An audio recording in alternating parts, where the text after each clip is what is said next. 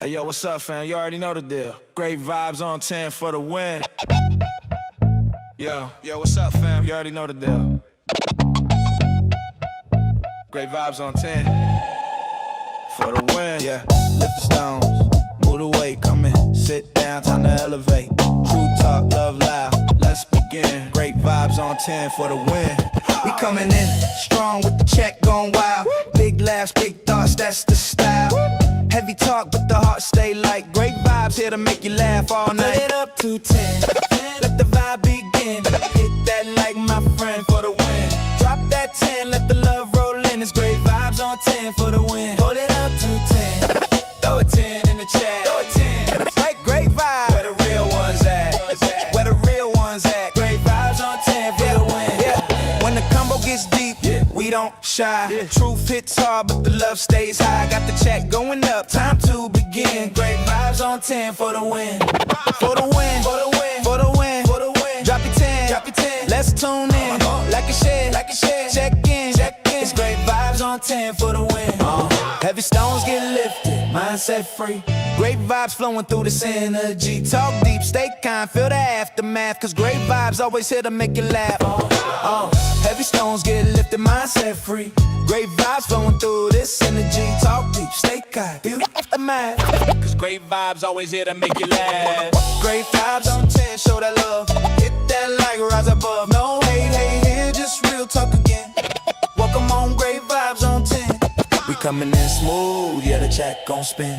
Heavy stones lifted, we moving again. Talk deep, laugh loud, woo. Truth to the brim. We vibing on 10, never less, let's get it in. Great vibes on 10, show the love, show the love. Woo. Hit that like, rise above. No way, hey, hey, just real talk again.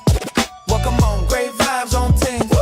Heaven 10's up high, let's roll. Heavy talk, light heart, that's be mine, Evan Soul. It's the spot where the real ones show. Great vibes on 10 for the win. Yeah.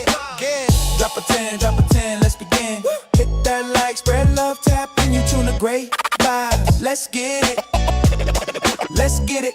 We keep it fun, but respectful. We keep it deep and intellectual. We lift stones, heavy but movable. Great vibes, always here to make you laugh. That's undisputable. Alright y'all, the show's about to start. Hit that like, drop a 10 and let's move these stones together. Hey, yo, what's up, fam? You already know the deal. Great vibes on 10 for the win. Yo, what's up, fam? You already know the deal. Great vibes on 10 for the win. Yeah, lift the stones, move the weight, come in, sit down, time to elevate. True talk, love loud, let's begin. Great vibes on 10 for the win. We coming in strong with the check going wild. Big laughs, big thoughts, that's the style. Heavy talk, but the heart stay light. Great vibes here to make you laugh all night. Put it up to 10, let the vibe begin. Hit that like my friend for the win. Drop that 10, let the love roll in. It's great vibes on 10 for the win. Hold it up to 10, throw a 10 in the chat. Throw a 10, like great vibes. Where the real ones at? Where the real ones at? Great vibes on 10 for the win. Yeah. When the combo gets deep, we don't shy. Truth hits hard, but the love stays high. Got the check going up, time to begin. Great vibes on 10 for the win. For the win, for the win, for the win, for the win. Drop your 10, drop your 10. Let's tune in, like a share, like a share. Check in, check in. It's great vibes on 10 for the win. Heavy stones get lifted, mindset free. Great vibes flowing through this energy. Talk deep, stay kind, feel the aftermath. Cause great vibes always here to make you laugh. Heavy stones get lifted, mindset free. Great vibes flowing through this energy. Talk deep, stay kind, feel the aftermath. Cause great vibes always here to make you laugh. Great vibes on 10, show that love. Hit that like, rise above. No hate, hate here, just real talk again. Welcome on, great vibes on 10. We coming in smooth, yeah, that is that though, okay. Make it high, beat to the beat, move it again. Talk deep, laugh loud, woo. Truth to the brim. We vibing on 10, never less, let's get it in. Great vibes on 10, show the love, show the love. Hit that like, rise above. No hate, just real talk again. Welcome on, great vibes on 10. Heaven 10's up high, let's roll. Heavy talk, light heart, that's be mine, Evan Soul. It's the spot where the real ones show. Great vibes on 10 for the win. Drop a 10, let's begin. Hit that like, spread love, tap and you tune the great vibes. Let's get it, let's get it. We keep it fun, but respectful. We keep it deep and intellectual. We live stones, heavy but movable. And great vibes, always here to make you laugh. That's undisputable. Alright, y'all, the show's about to start. Hit that like, drop a 10, and let's move these stones together. We don't want to. Hey, yo, what's up, fam? You already know. Hey, what's going on? What's going on? Yeah, what's that? This your boy. Look at here. Look at here. Chillin' Jamie coming in, throwing up. I gotta get that on my background. I gotta get that because what y'all. So I'm looking at the software.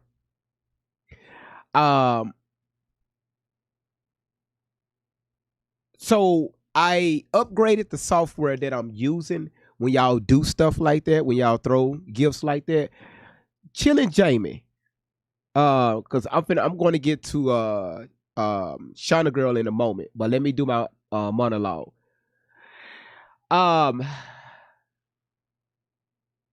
Y'all, so I updated this software, and y'all, it's a lot of new features on here. So when Chillin' Jamie just threw that blooming heart, because people, they enjoy being over here. That's their way of saying thank you, GV. But anyway, so they have this new thing. It's called give fireworks. So if you see behind me, I have, when y'all throw something, no matter what it is, I don't give a damn if it's a rose, a penny gift. It's going to show. I got everything activated so y'all can be recognized. Even if I forget to say something, the screen is recognized.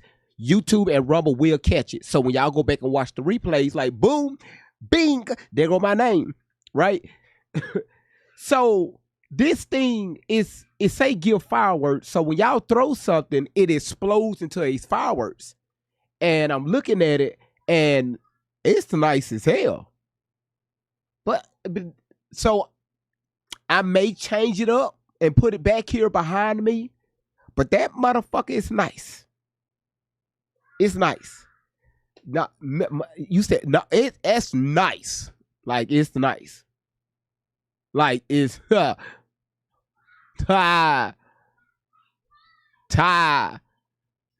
How's everybody doing on this evening? Let me answer a question. I saw that somebody asked, AGV, is that AI song? Yes, it is. It's AI. Peanut, she created that a while back for me. She asked, it was, man, because she had like several different versions. And then I went in and, edit some. And then I created a female version of it. And then I did like an older set, a younger set. Peanut did then she did another version. So we had like several versions that we were brainstorming on, and this right here was the perfect one that both of us came out with. But she spearheaded it. Peanut spearheaded that. So yeah, so that's what y'all hear.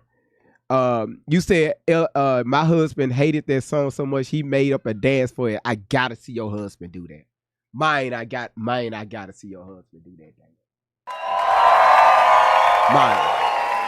Like I really got to see your husband dance like that right there. I'm gonna get my black ass up and dance with his ass. Monique, don't be coming in here with that. Don't do that. Don't do that.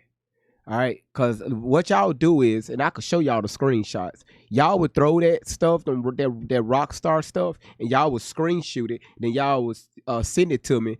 Got your GV. I'm like, man, y'all full of crap. Y'all full of shit. Like y'all full of shit.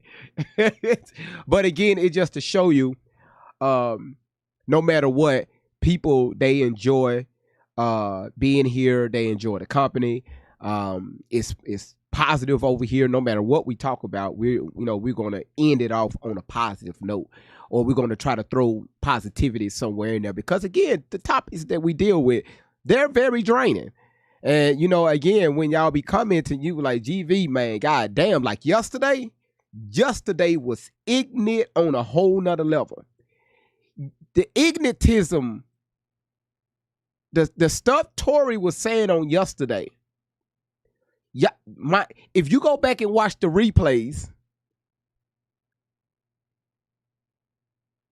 well, GB said this and said, go back and watch the replays.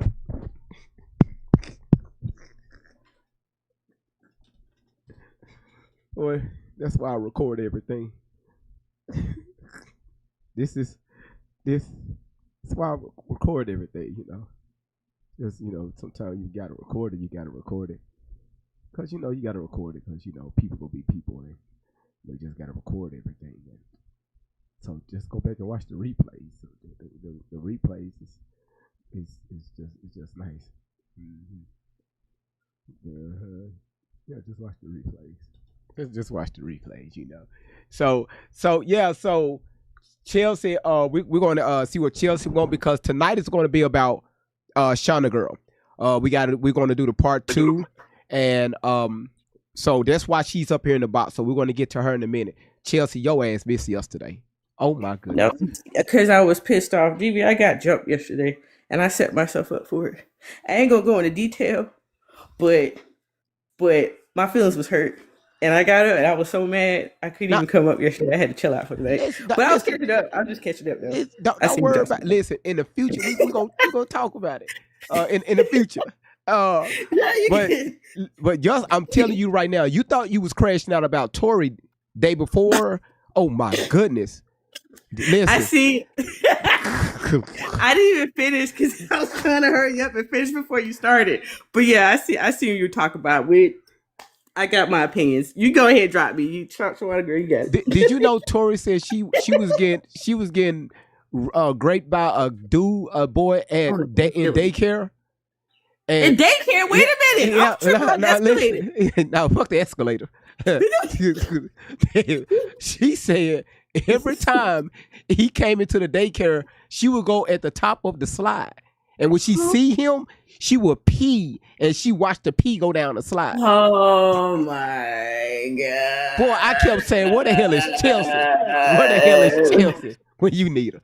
Oh my God. I needed a crash out partner. I needed her. On the slide. Man, she would watch the pee. Okay. How old was she? Like 1? Does she remember the age? You know, already we was talking about the past. What happened on what happened on the escalators? And then look, and then what's her name? She get her crazy ass up here. White Outlaw. Right, White Outlaw. She get her ass up here, and we was rolling. Like, where the hell is Chelsea? I bet. Like, I'm sorry. I'm back though. No, you good. But yeah, yesterday was absolutely amazing. So today we're going to help out Shauna Girl. We got to do the part 2 to her situation. And I want y'all to watch something in real time. Okay, in real time.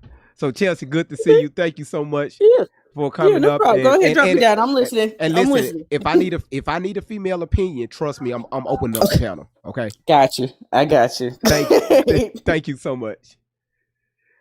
So again, y'all, and that's just a recap from yesterday. And yesterday was absolutely just crazy work. So y'all see the title. All right, y'all see the thumbnail. Y'all see where it say facts over feelings. And the reason why I put that, y'all see that as a background, it's because Shauna Girl, she did something when she came up here about a month ago, and she asked for our help. Let me make sure this mic is turned up. She asks for our help. Okay, she asked for our help, and I asked her. Well, I told her if you go ask for our help, you know, you got to be as transparent as possible. And y'all know what she said? She said, "GV, whatever you need, whatever you need. If you was here, you remember." I asked her a series of questions, which I have right here. And y'all know what Shauna Girl did. No matter what question I asked her, and no matter how hard it was, or how difficult, or even just how crazy the question was, she was able to answer. She's just like that. And yes, sometimes when you ask difficult questions, it will take you back to certain places that you don't want to visit anymore. But that's the role we have to take to to put ourselves in a better position. And she did that. So again, everybody's coming in. Thank you so much. Thank you so much for coming in. Um, Hold up. Whoa, whoa, whoa, whoa, whoa, whoa, whoa, whoa, whoa, whoa, whoa, whoa, whoa, whoa. Y'all, wait. What's going on? What? Wait, whoa, hold on. Wait a minute, y'all. Hold on. Wait a minute, y'all. Y'all, no, no, no, no, no, no, no, no, no. Right now, we haven't even started the platform. We haven't started anything. What is going on? Okay, don't worry about it. This is what I'm gonna do. No. Because I don't need no distractions. I don't need no distractions when trying to help this young lady out. The first part was absolutely amazing. So for TikTok, I'm gonna cut your comments. Okay. I don't need no distractions. Right now, this young lady is trying to get back in touch with her son. She's trying to reconnect with her son. That's our only goal right now. Our only goal is to be behind her 100% to reconnect with her son. This channel is built around, for all of us, including myself, to become better versions of ourselves. All right. So the only way that it's going to happen, it starts with us. All right. Now, let me get my stuff. Shauna Girl, how you doing? I'm good. How's the family? How's your mama? Good. Good.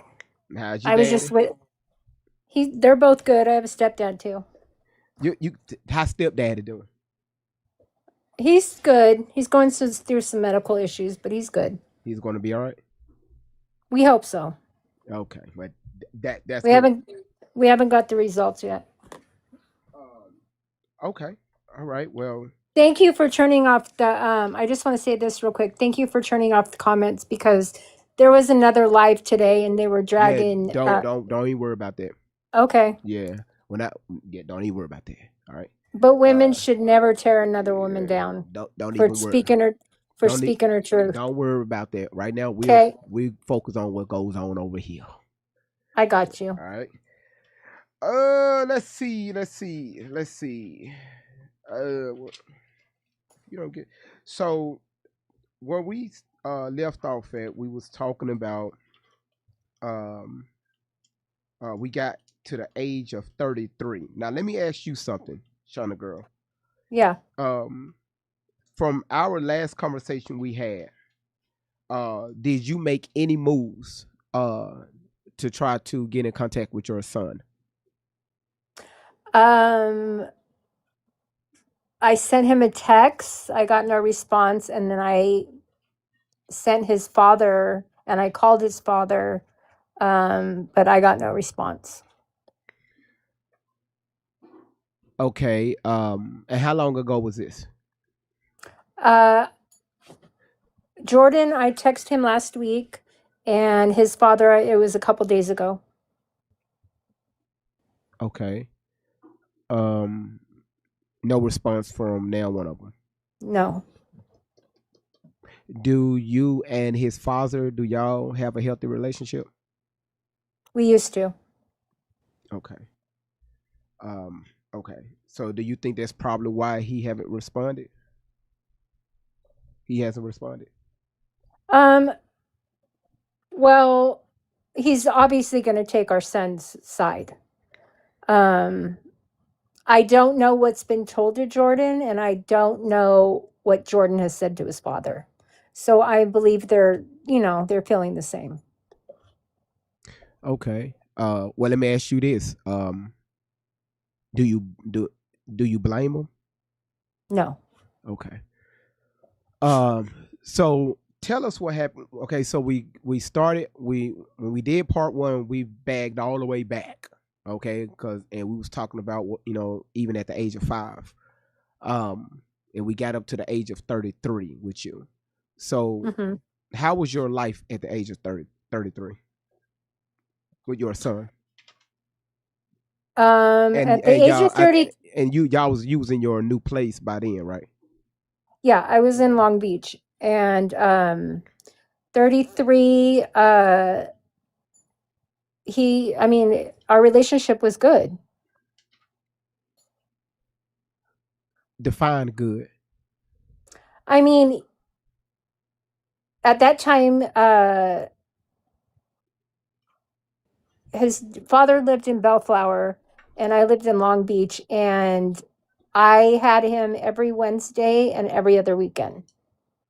And this something you and his father agreed to? That's what the custody paper said. Okay. That's what the court decided. So okay, so my okay, so okay, my so when I say good, how was the communication like between you and your son when he came over to your home? We were close. Um, but again, I was in my addiction. Um, so I was present, but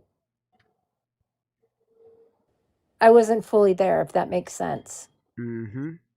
Was yours and how old was your son at this time? He was 14. That's right, 14. Now again, so we know around that age that this is when teenage boys they kind of they're like doing their own thing. They're not always under the parents.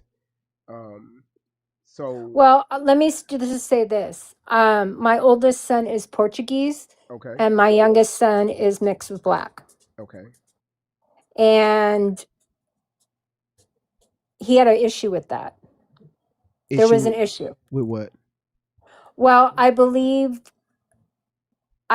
he was upset Uh-huh. that I had another child, and I believe he has a problem with the fact that he's black, and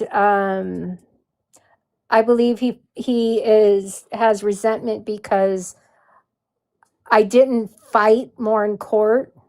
I mean, we fought for like 3 years in court, and I just ended up basically giving up, and because I just had no more fight in me, and Why was y'all fighting in court? for custody. Was it I mean, for custody or his father had we both had uh like legal custody, but his dad had full custody and I had visitation.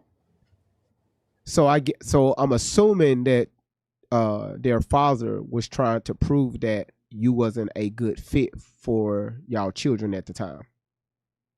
Well, they have separate fathers. um yeah, correct, you're right. Yeah.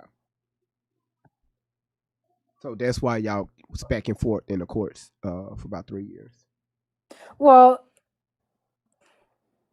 if you saw me at that time, you could tell that I was in my addiction. Now, he brought it up to the courts.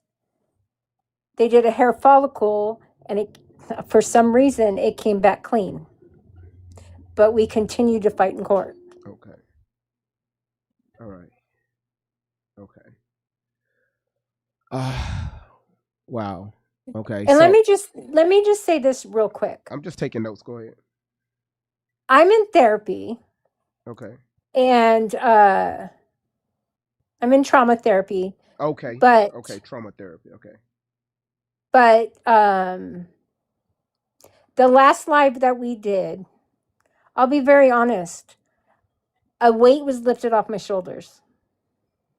I felt freer. I felt more free, and I don't care what anybody says or how their opinions or their feelings. I have gone to therapy and have left worse than I did when I went in. When I got off the live with you, it was like I felt freer. My mind, like since then, my mind is clearer. I'm more focused. It's like I let shit go. And I'm just telling my truth and my testimony. And it's my choice to do this. And I'm doing it willingly. Like, it's my journey. Your this trauma Yeah, therapist, is it a man or woman? It's a woman. woman. It's a woman. Ask me how I knew that. How long you been dealing with her? Actually, I had my first appointment. I want to say it was around I think it was the 4th or the 5th. I'm not sure of this month. And during this time, this is when they gather information about you and different things like that. So, The first time was like an assessment intake type of mhm. thing. Let me tell you something with therapists. Okay, be careful, because a lot of times they will drag out sessions and they will try to become your friend, and sometimes you're going to end up being on the phone with them, being on Zoom call, however y'all doing it, and you're going to notice you're going to be wasting time, because I dealt with people in the past when I was dealing with relationships and marriages, where I had women coming up on the panel saying that they've been in therapy for 5, 10, 15 years. And the first thing I asked, I said, is it a female or male therapist? 99% of the time, it's a female therapist. Well, I'm also going to check into EDMR. Oh, okay. Okay. And Yeah. who idea was that? My sister goes. Okay. She's fighting cancer right now, and my sister goes, and my mom talked to me about it, and it's something I think I need to check into. Why? Just the way my sister explained it to my mom, and my mom explained it to me, that she's fighting cancer right now, and she said she just feels so much better when she leaves. Okay. All right. Do you have a time schedule? I mean, do you have a date when you plan on checking yourself in? Well, I'm gonna see if they take my insurance and then make an appointment. Okay. And when you going to do that? I'll do it tomorrow. Okay. All right. So now you're seeing the the tension, with your son. Yeah. Addressing that he feels some type of way because he has a certain type of melanin in his skin. Yeah. How did you I address? believe I believe that just the way he's treated him, the way he talks to him, he calls him his chocolate chip baby, like when in the past. I mean, we Okay. haven't been around him in years, but And this the father doing this. no, my oldest son. The oldest son. The Yeah. oldest son is doing that. Yeah. You're just making it worse, huh? Well, he says it like jokingly, but I see through that in my eyes. Hmm. Like, I just don't know why he would pick that name. Have you ever talked to him about it? No, I haven't. Honestly, I haven't. Okay. Um. Okay. So, uh, the custody battle. You had the visitation rights. You had the dating times when you could see your children. Um. His father got custody of him when he was 7. Okay, got it. Needed that information. Okay, so tell me what happened after that. This is at the age of what, 33? Yeah. Okay. How long were you in that house? About 3 years. Okay. Yeah, it was about 3 years. 3 or 4 years. Why did you move? I went into treatment and my family moved. I lived in Long Beach. They lived in Riverside, which is about an hour and 10 minutes. And when I was in treatment, me and my youngest son, it was like a mom and kids treatment center Okay. in South Central LA. And I went to treatment, and when I was there, my family moved me out to Riverside. They moved all my stuff out there so I could be close to them. How long was you in treatment? 6 months. Was you using during treatment? Yeah. Why did it only last 6 months? It was a 6 month program. What did you learn from it? I mean, I learned a lot there. I mean, we lived there, and I just wasn't ready to quit it. Why? Looking back, it was, I believe, some of it was I wasn't ready to quit. I had a lot of unhealed trauma and a lot of guilt because of my oldest son. And I carried that throughout the years, which continued to let me give in and use again. And at this time, it was just alcohol. Okay, so during this time,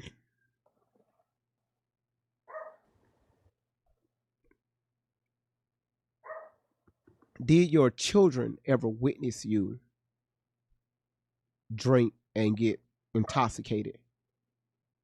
Yes. Was there any bad behavior from you towards your children? No. Never lashed out? No. Okay. So what was their, how did they look at you at the time? Well, my oldest son, I had got a text.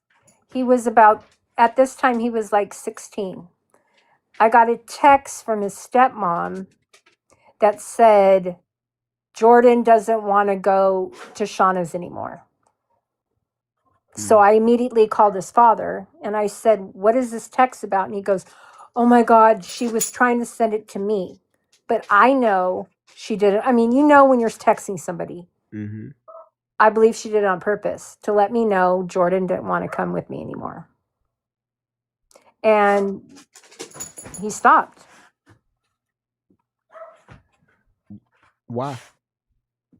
Because I talked to his father and he told me he didn't want to come anymore, and I respected it. And I just respected it. I mean,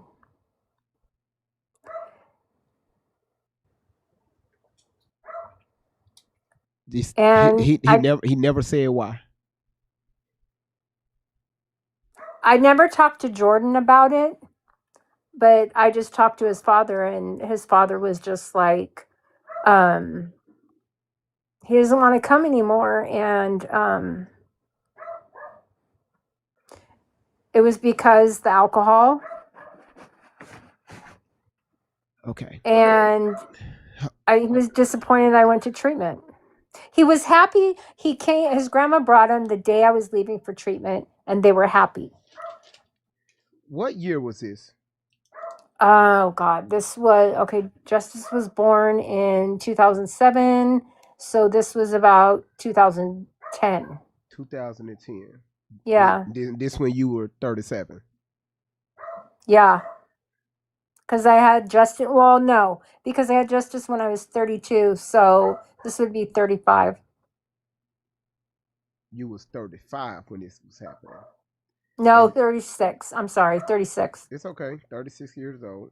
And this was in 2010. So this is when he made it clear that he didn't want to go back to be back around you. Yes. And the reason why I'm asking this question is like, what behavior patterns did he see that he didn't agree with? The reason for his departure, when he said, you know what, enough is enough. I believe it was the alcohol, and I drink a lot, and I'm sure my behavior wasn't okay. Now, I don't remember ever being out of line, but that's not to say it didn't happen. Absolutely. Because most times people, we know when they get to a certain intoxication level, sometimes people can be a 0.03 and that's it for them.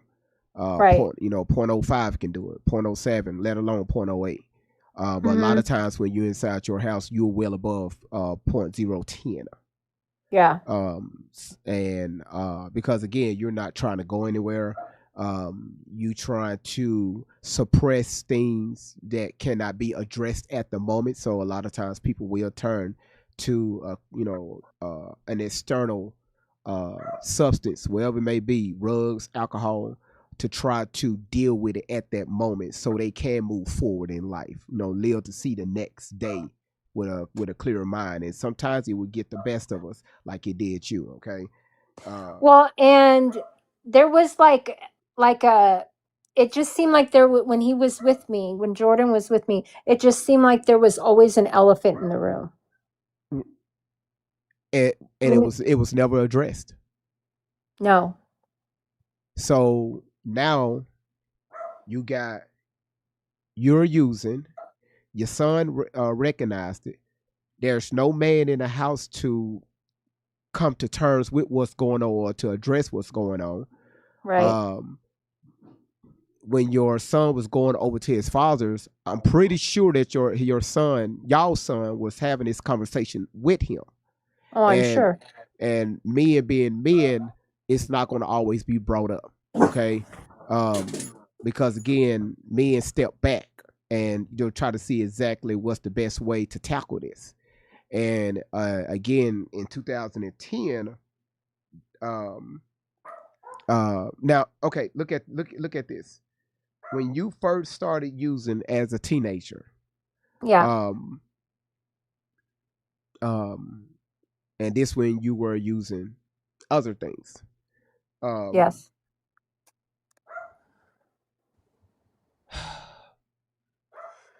Your son was born into this habit, right? Which one? Make sure I say it correctly. Hold on. Because I wrote down so much stuff. It wasn't the alcohol. No, right.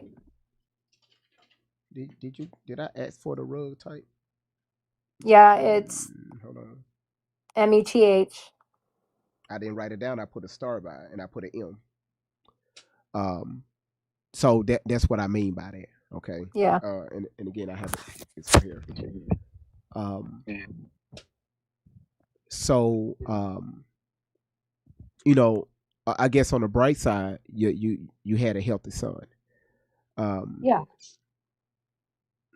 Again, one thing that we've learned, you as a mother, that children, they see everything. Yeah.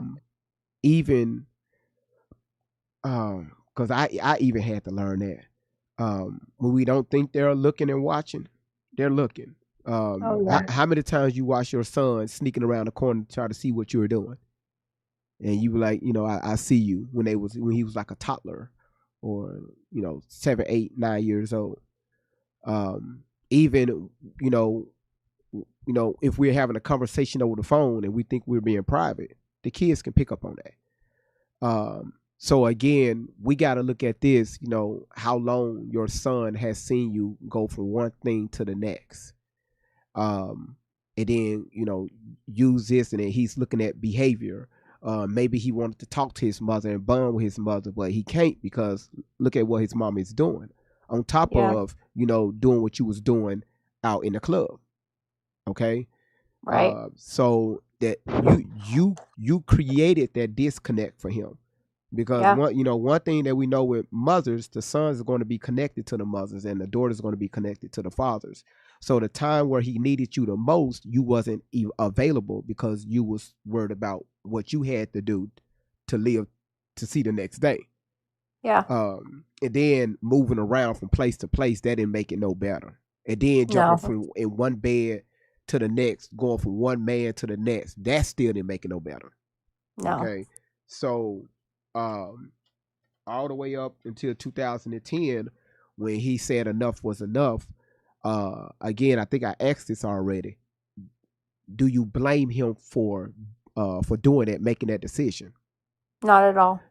Okay, cool. So now everything that he shared with his father, more than likely the father's not going to tell you even to this day, it's going to be it's scary because he's going to say things that probably you forgot about, but he still remember that bothering him. He's brought my oldest son, he has told me, like, throughout past in the years, he's told me things that he said I did that I have no recollection of. And how did you handle it? Like with him at that moment? I listened, I apologized, I validated him. I mean, even though in my mind at the time I was like, that never happened, but these are things that he said he witnessed. Do you think your son will ever lie on his mother? No. Okay. So you apologize and you continued. So With my addiction? Mhm. Yeah.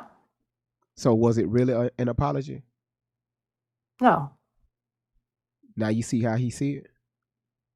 I mean, at the time I just wanted to validate him. Right. Right. But with young men, that's why men say word is bond. If you tell me that you apologize and you continue to be part of this event that's causing this friction or me feeling a certain type of way towards my mother, because I look at my mother at a certain in a certain light. I look at mama differently than I view other women, and I have certain expectations of my mother. So if you Yeah. tell me I apologize and you go back to this addiction, and he see the stuff again, this right here will create trust issues with him, especially dealing with women, because you taught him that, right? Oh, he definitely has issues with women. He definitely does. And that's your fault, right? Absolutely.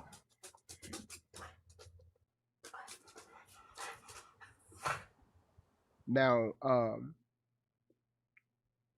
your family put you to to help got you to to put you in this. You said this home It was a treatment center. treatment center, and you was in this treatment center for how long?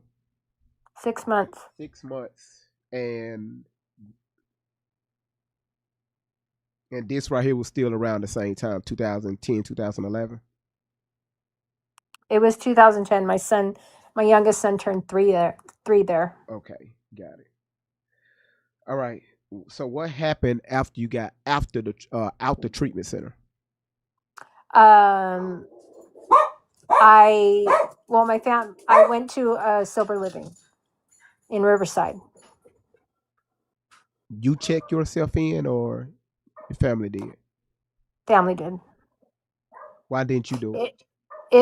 It basically was already arranged when I got out of treatment. Okay, got it. Like they moved my stuff into a storage unit. Okay. So it was like I didn't have my stuff. My stuff was still in LA, and I was out in Riverside at a sober living. So like, okay, help me out because I don't know anything about the sober living. Like, is this like where you go and they just monitor you? No, you live there. It was moms and children. You live there. You have freedom. That's when I started medical assistant school, and put my son into preschool, and you have your car, you can come and go. There's curfews. They test you. Okay, and how long you was there again? How I long? was there for about, I want to say 5 months. Okay. Okay, let's see. Hold on. For 5 months. Now, when you were getting tested, what were Mm. the what was the results? I was clean, and then one time I tested, they did a breathalyzer and I tested positive. I relapsed there. Why did you relapse?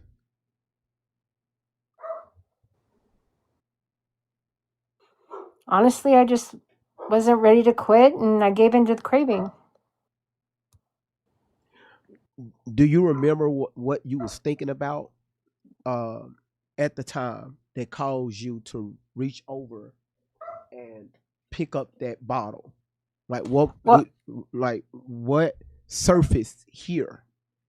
well, I've ever since the grape in 2006, I had PTSD and made like horrible anxiety. And that was one thing that I self medicated with to help the anxiety.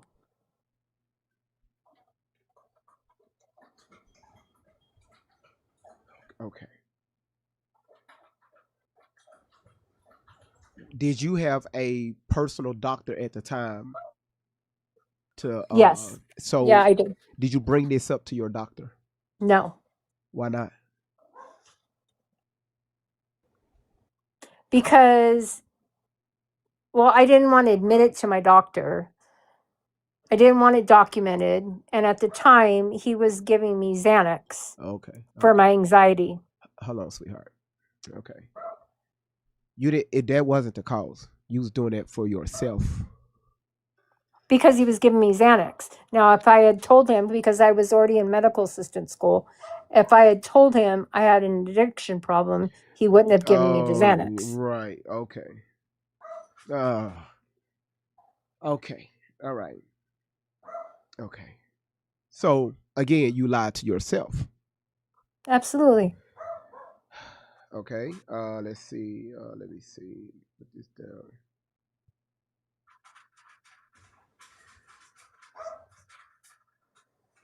Which and again during that period, you're not being upfront with your doctor, which kept you on that kept you in that mindset of picking up that bottle. Yeah. Then also you was worried about other things too, especially going to school. Mm-hmm. Okay. So after 5 months of being there, where did you go? I ended up moving in with my biological father, me and my youngest son in Menifee. Menifee, and this is 2011. No. Oh, well, yeah. Yeah, it was about 2011 because I was there for like 5 months. All right. Did your father call you or you called him to move I in? can't really remember. I know my sister was involved in like, because my dad had lived in Ontario. He lived with his brother-in-law that was selling the house. So my dad needed somewhere to go. I was getting out of sober living, and we wanted my dad closer to us. So me and my dad decided to move into Menifee. Okay. And did your father have like any no tolerance, zero, like he didn't certain things he didn't, want or expect around him? No, at the time, he was on a lot of opiates, like Okay. from a doctor. Gotcha. So I mean, basically, you could say he was kind of in his addiction, even though it was doctor prescribed. Mm-hmm. because he had a workman's comp case. So when you moved in with him, and you and Uh-huh. your son, youngest son, moved in with Yeah. him. Now, at this time, your oldest son is with his father. Yes. When you moved in with him, do you remember the first time you started using after you moved in with him? Oh, it was probably, I want to say, within 3 months. Within 3 months. Okay.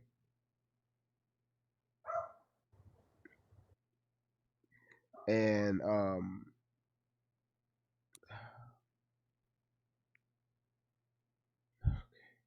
so I'm factoring the age in.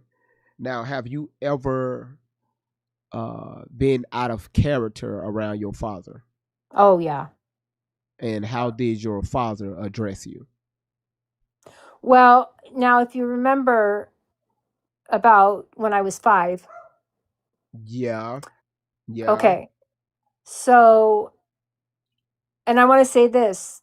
A couple weeks ago, I was with my dad, and I just asked him point blank. I said, Dad, do you know anything about when I was 5 and my uncle, Mark? And he goes, you know what? I was going to tell you this a long time ago when you brought this up. Before he died, when he knew he was dying, he came to my grandma's house, I guess, and my dad and him at the time didn't speak. Right. And I never knew why they didn't speak. Okay. I never knew why they didn't speak. So I asked my dad, I go, Dad, what's the real reason why you ended it with Uncle Mark? And he said, I'm going to be honest with you. He came to grandma's party. It was a birthday party. And I guess his wife, from what my dad said, handed him a letter. And my dad didn't read it at the time, but he read it when he got home. And he said, Shauna, he was apologizing for what he did to you. And I go, why would you never tell me that? And he goes, I was afraid to tell you. And I go, Dad, I brought this up when my oldest son was 2. The memories started coming back to me. So I was pissed, but at the same time, it was like validation. And I'm like, why would you never tell me that? And he said, I was scared to tell you. I didn't know how you'd react. And I'm like, but I've asked you for years. And he goes, he point blank was apologizing. What made you have the courage just recently to ask him that? I was getting out of his truck and I was standing there talking to him and I just blurted it out for some reason. It was just weird. I wasn't thinking about it. I hadn't been thinking about it. And I just said, Dad, what's the real reason why you stopped talking to Uncle Mark? And that's when he told me that. And I'm like, again, another weight was lifted off my shoulders. It was crazy. It was weird. I just got out of the truck and I'm like, Dad, what's the real? Like, we weren't even talking about anything like that. We weren't talking. He was dropping me off at my house and I just blurted it out. It was crazy. And it was like, he immediately told me the story about the letter. And it was weird. It was bizarre. One hell of a year for you so far, huh? Huh? One hell of a year for you so far, huh?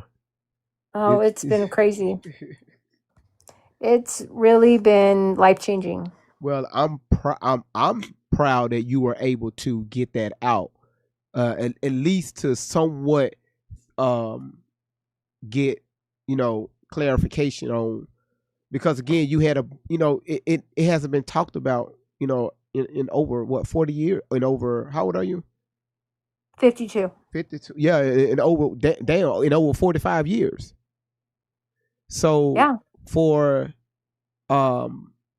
you to release that, I know that you felt better, that you got some answer, something that he said, that the uncle said, that he acknowledged what happened, what he did, which was completely wrong, right before he was out of here. Yeah. Like, I can only imagine, like, the weight that was lifted off your shoulder. Yeah, I didn't cry. I wasn't mad. I It was like I got clarification, I got validation, and I wasn't mad at my dad, even though I want to say I want to say my uncle died about 8 or 9 years ago, I want to say. Mm-hmm. So my dad's known this, but I wasn't mad. I didn't cry. We left on good terms. And he called me the next day and he was like, "How do you feel?" And I said, "I feel better. I feel much better. You gave me validation." So in 2011, when you moved in with your father, and you and your Yeah. son moved in with your father, how long did you stay with your father? Well, we had lived in an apartment and then we found a really nice house that had a good school district.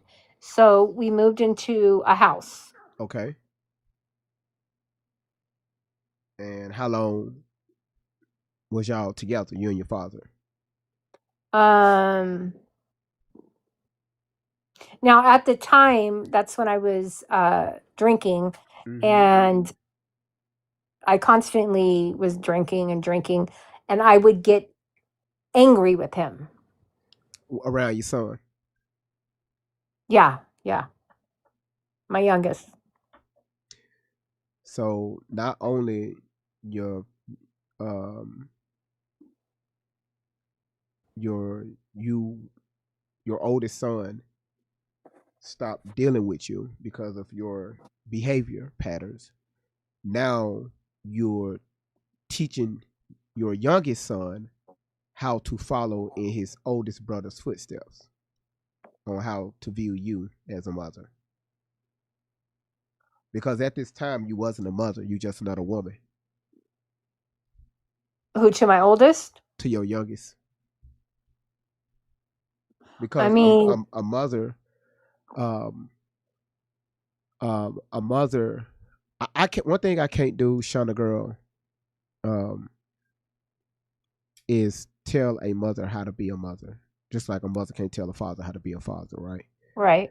Um, but one thing that I've learned over the past 42 years is that, you know, women, y'all, the discernment level that y'all have when it comes to y'all children, I don't think a man will ever match on that Right. level. Again, we're women have different ways they raise their. I mean, the kids, and the same thing with men.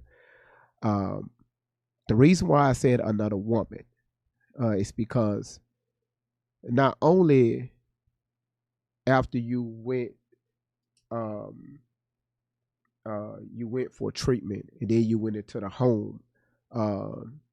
Now you are with your father. Um, your son is, because again you're dragging your son along with this. Yeah. So is this a mother's behavior or is this a baby mama behavior? Somebody that's only worried about themselves. They can give a damn about how their kids. A baby mama is just a woman that's always looking for child support. She'll leave her kids in No, the car. Um, no. well, I I'm didn't not do saying that. no, I'm not saying you did that, but what I'm saying, she's always worried about herself. Her needs come first before her children. You see what I'm saying?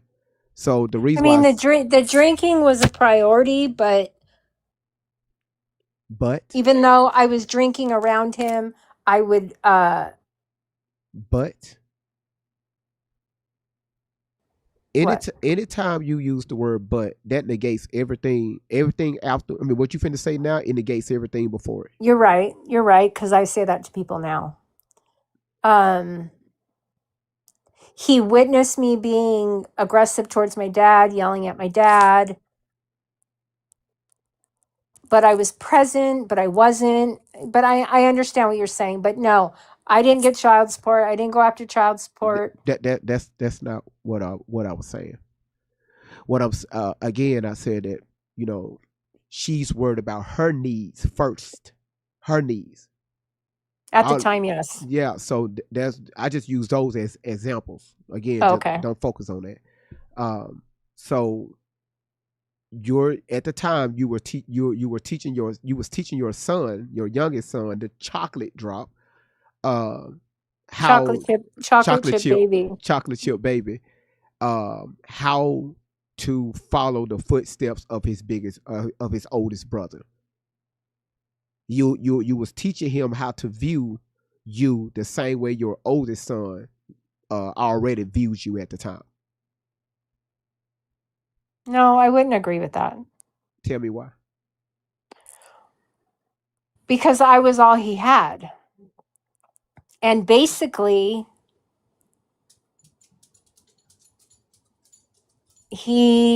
that's all he knew.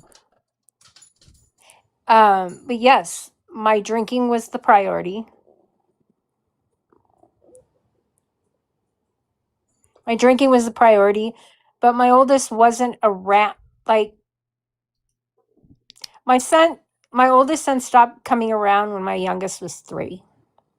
So he's never had a close relationship with my oldest. So no, I wouldn't say he was following it. I mean, that's all he knew. Okay. So it No, wasn't hold on. like You missed what I said.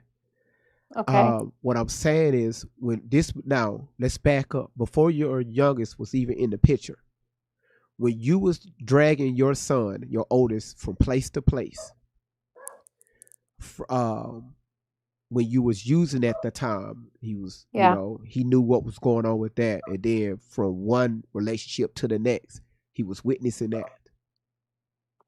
Yes. Look at your oldest son, how he's viewing his mother at the time. Okay. It's why we're here, right? Right. So what I'm saying is your youngest is following his footsteps. It's because he's witnessing his mother doing not the same thing, but in that same manner. Right? If you're always drinking, which your son should not be accustomed to, Right. because that behavior is an alternate behavior. It's something outside of yourself. Right? Yeah. And sometimes they say a drunk man would tell, sometimes they would tell the truth. But we shouldn't get ourselves to the point to where we're not in our right mind to handle the environment around us, especially our children. So if your You're right. son is witnessing you going off on the man in the house, how you think your son is viewing you? He can't say it at the time, but how you think he's Right. viewing you? The same way your oldest was viewing you at the time, but in a different way. In a different way because there were 2 different substances. Yes. Yeah. Now you see what I'm saying? Yeah. So, you're drinking, you're acting out during this time. Yeah. How long?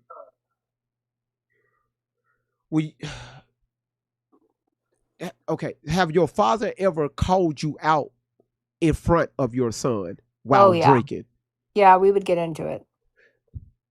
Verbal altercations. Verbal. And your son will be in the proximity. Yes. Did you ever look over at your son?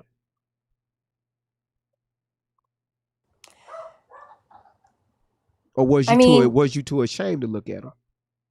No. He would go like in the room. Why? Well, I'm sure he was scared. I'm sure he was confused. And probably mad. Have he ever cried when he saw you elevated?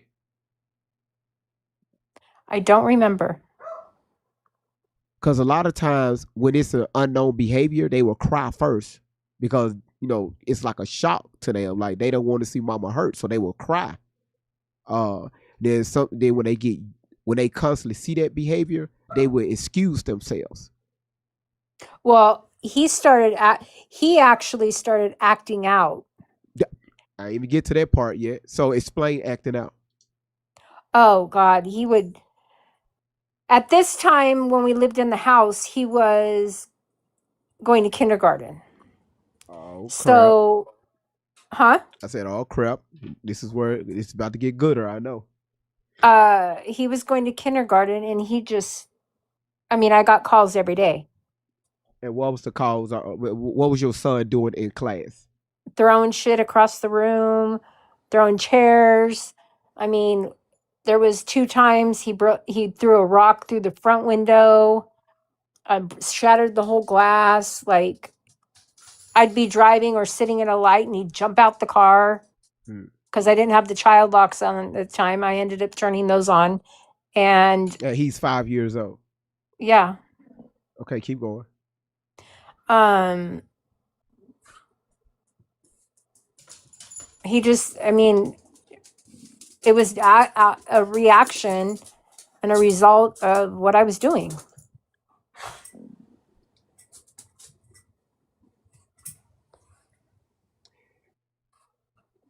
Did your son ever witness you pick up any items and throw it? No, no. Okay.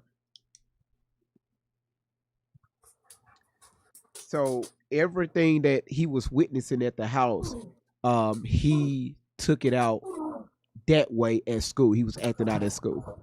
Because a At lot of school, and times the kids will snitch on the parents because their behavior will tell exactly what's going on inside the home, right. right? So, how did you deal with your son when he was acting out? I would just try to. I mean, we would just try to calm him down. Who is we? Me and my dad. Okay, the same two he saw always going back and forth. Yeah, and because my mom lived close, I would call my mom. Her and my stepdad would come over, try to de-escalate the situation, and I mean, it was just kind of like we would kind of like try to calm him down, get him in the house. I mean, whatever the case may be, and it happened constantly. So, I mean, it was constant calls. I'd have to go pick him up from school. He'd get suspended from school. And then he started hitting people, and it was just constant. And it was a direct result of what I was doing. How long did that behavior? How old is your son now? He just turned 18 in December. 18. Okay. How long? Well, okay. So during this time, when your son was acting out in elementary, how many years did you have to go through that with him? Or, well, he had to go through that with you also. Well, how long did that transpire? About 6 years. That's the whole elementary. Yeah. Did he go to the same school? Yes, and then I ended up moving out to Hemet, California, by myself with him. So the staff, including the principal, knew your son. Oh yeah. Okay. I mean, he even was in the principal's office and terrorized his whole room. Yeah, something. I terrorized the school too when I lost my mother, and the principal had a paddle with my name on it. So now, when you was addressing your son in that moment or during that time, did you have any feelings of remorse, or you were just trying to like get things under control at the moment, or like was there any guilt? Like, okay, like all of it. I need to change my behavior because if not, it's going to get worse. All of that. And I started going to AA meetings because there was one really close to the house. I started going to AA meetings. What year was this? Oh God. Because right now we're in 2011. So 3 years. I mean, school. So somewhere we between 2011 and let's just say 2000 and 14, 14, 15, 16. Yeah. Okay. So You started going to AA meetings Yeah. around that time. Yeah. Now, why did you check yourself into these AA meetings? Just pop, just see exactly what you can do to kind of get control of yourself. Why did you do that? Well, they helped me. No, I met when did you? When was the point in time when you was laying in your room or you was driving? When did you had to come to that point where, like, what went through your mind to say, "Hey, I need some help"? Walk me through that moment.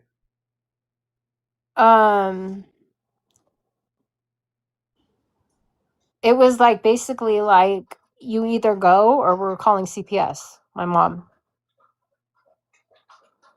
Okay, tell me about that. What happened? I had been drinking, and it was kind of like I'm gonna call CPS, and she ended up calling CPS. Your mother. Yes, Why did she call CPS? because she was just tired of it, and she was very Okay. concerned. Okay. So, like, did an incident happen? Like, what made her come over to even jump off that conversation or that statement?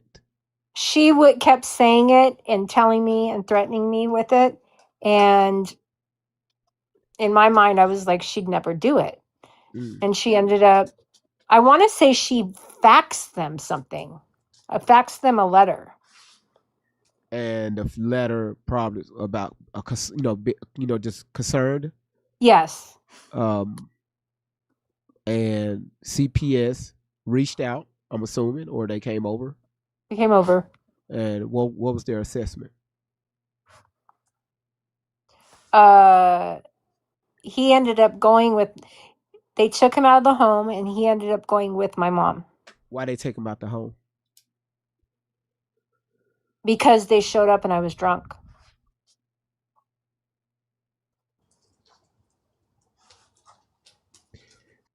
Did you keep alcohol in the house? I always hid it in my closet.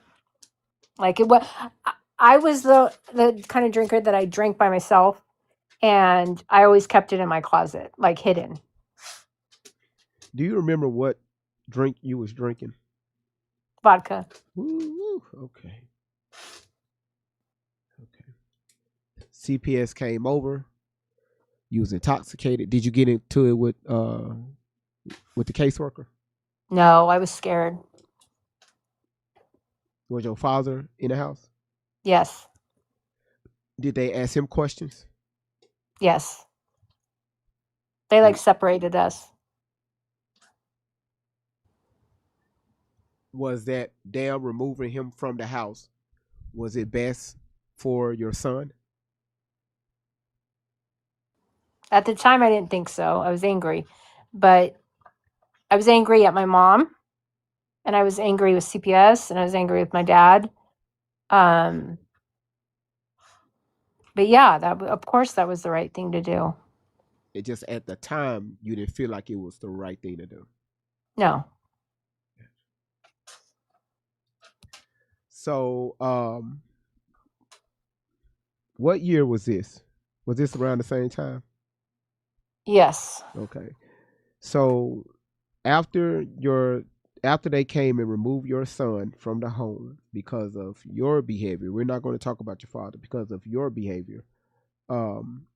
What did you do the following day? There was certain things I had to do. I had to go to AA meetings. I had to. So is that why you checked into AA meetings, because of that? Yes.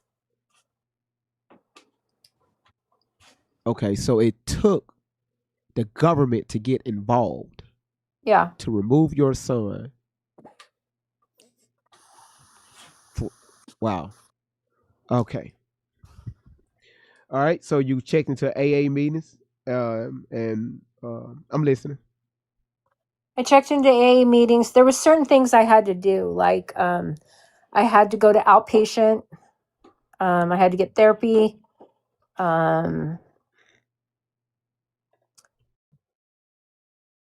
and I like there was certain times I could see him in the beginning. There were certain times I could see him, and then slowly, because I was clean, slowly, like I got more time with him overnights, weekends, and then he came home. Okay, so from And it when was about, I want to say it was about 6 to 8 months that he was. okay, hold on. When he was first removed from your home, how long did it take for you to actually see for them to allow you to see him, to visit him?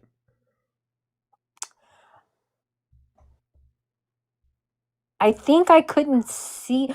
I could go over to my mom's house because, like, she was like, what do you call it? The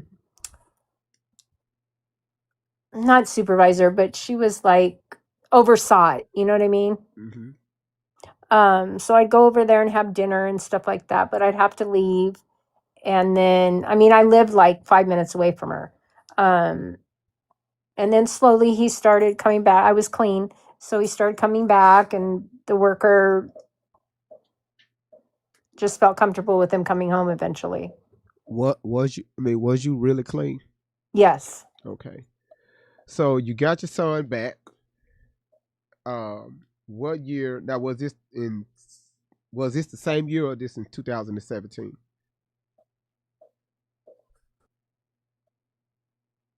It was around there. I can't really remember the year. Just give or take. So, um, so we're Now you got to gonna. remember also, when you're drinking, your memory is shit. Yeah. You know what I mean? So when I look back on things, I remember certain things, but putting the timeline together, like the year and the ages, like that's kind of Well, just the best you can. okay. So again, Now, I also want to say this. go ahead. There was times that my oldest son would come out because he was driving at the time. He would come out and visit, like periodically. Okay, well, back up. Did your son, your oldest son, at the time, did he know that CPS got involved with his little brother and you? Yes. Yes.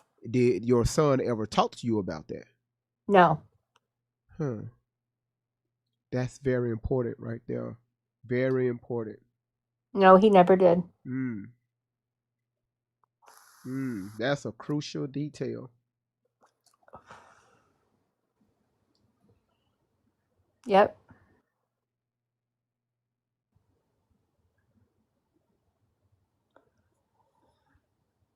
And I never thought about that until you just brought it up right now.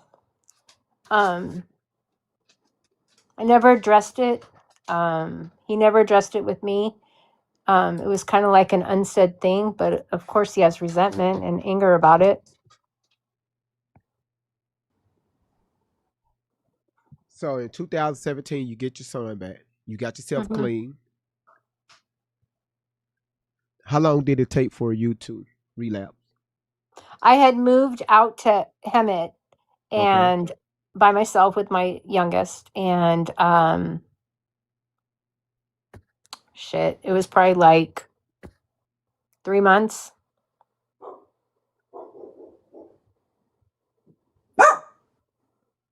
Why did you relapse?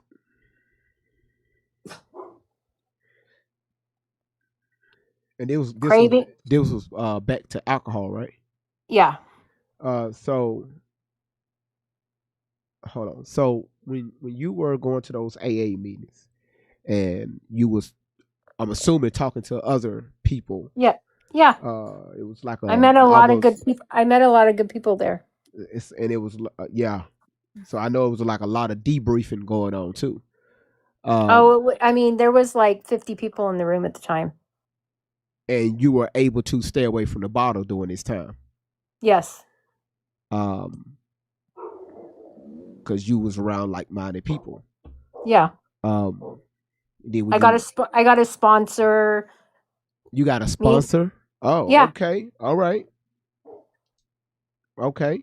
That's important too. Okay. Oh, that's real crucial detail. How long you had this sponsor? I was with her when I lived in Hemet. I want to say about 4 months. Okay, this was after the AA meetings, right? Yes. Okay, now with this sponsor, how long? You said how long you was with this sponsor? You said 8 months. It's 4 months. No, I want to say about 4 months. So a month prior to her departing, separating herself, you relapse. Yeah. Prior to her? Yeah, both no, prior to her stepping away from you. You had it 4 months, right? Yeah. And then she went on about her business. No, what happened was I had relapsed, ended up in the hospital. She came to the hospital. And then And you when I relapse, came, you relapse because they're craving again. well, craving, it was everything. It was trauma unhealed, cravings, me being weak, Okay. and I wasn't ready to quit. But when you was around other like-minded people at the time, you were able to stay away from it. Yeah. Yep, mind over matter. Go ahead, continue when you was in a hospital. I was in the hospital. I had came Isabella, stop. I had come home and went on Facebook, and she had completely blasted me all over. Isabella, no. She had completely blasted me on Facebook. Like told the whole story about my relapse. So everybody from AA saw it. Like it was this group that we were in. So everybody saw it. I immediately texted her and was like, "Why would you do that to me?" And she was just like I can't be your sponsor anymore. Like, and I'm like, and at the time I was so angry. I was like, I don't want you to be my sponsor anyway.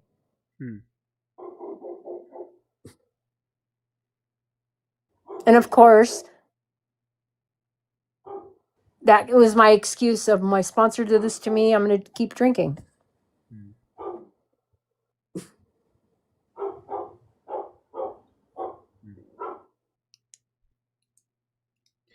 Did your sponsor, did she ever come to your home? Yes. Okay.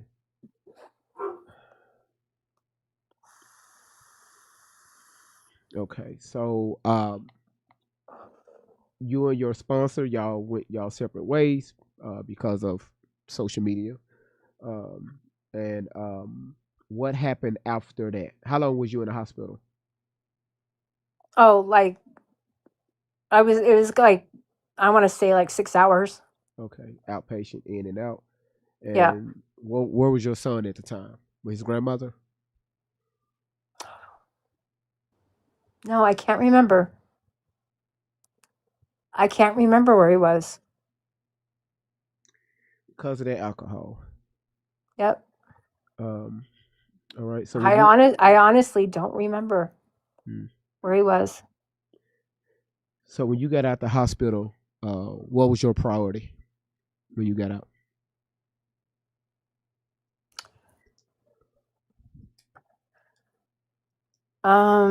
I can't remember where he was.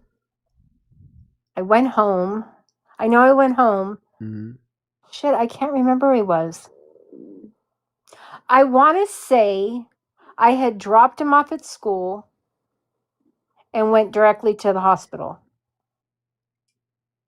I want to say he was in school, looking back on it. Okay. Like I had planned it, because I stopped drinking and I immediately went into withdrawals.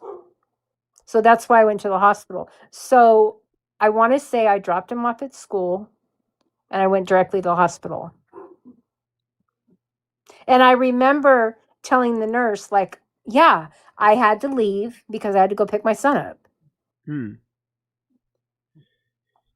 Did you ever keep alcohol inside the car? Under the seat, in the glove compartment, in the middle console? Yes. Why you think I asked that question?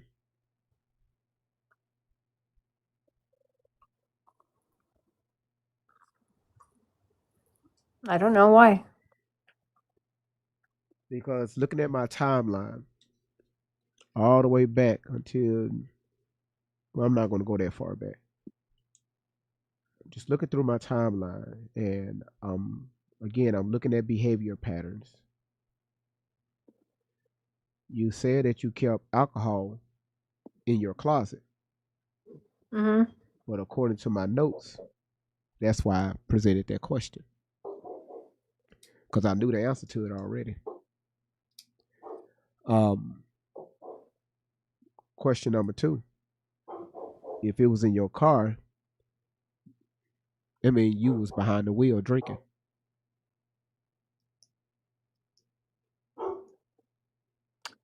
There was time, yeah. Yep. Have you ever been under the influence with your son inside the car? No. No. I mean, I would go to the liquor store and buy it and come home.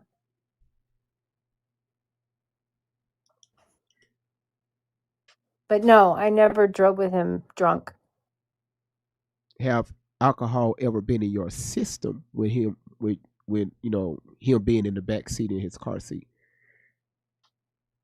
No. Have any types of drugs been in your system with any of your children was inside that Driving? vehicle? Yeah, In my system? in your system, correct. Yeah, when I was using the other substance. When you were using the other substance with your oldest son, did it alter your ability to maneuver, to think, to see? Uh, um, No, because it makes you more aware. okay, okay, all right. Now with this youngest, um, so with alcohol inside the car, so you're telling me that you only consumed when he wasn't inside the car. Oh yeah. I mean, yeah.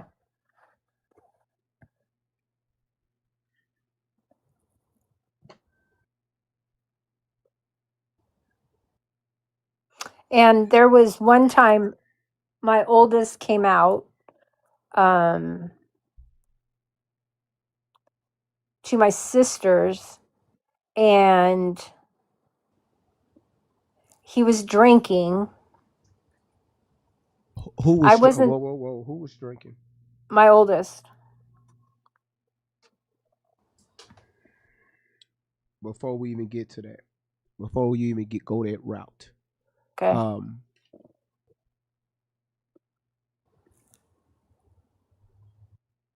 so 2017, I can't pronounce that town. Start with an H. Hemet. Hemet. Hemet. Um, how long was you and your son out there when you moved alone out there with him? How long was y'all out there?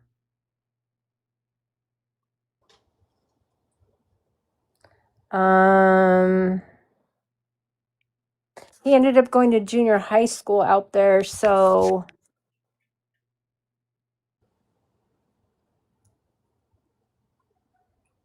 6 or 7 years. Okay.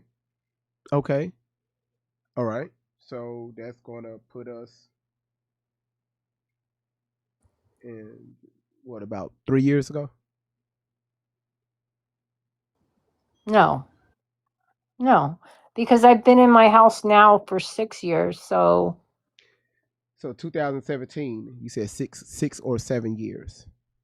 no, it wasn't 6 or 7 years now that I think about it. Um he ended up going to junior high school out there. So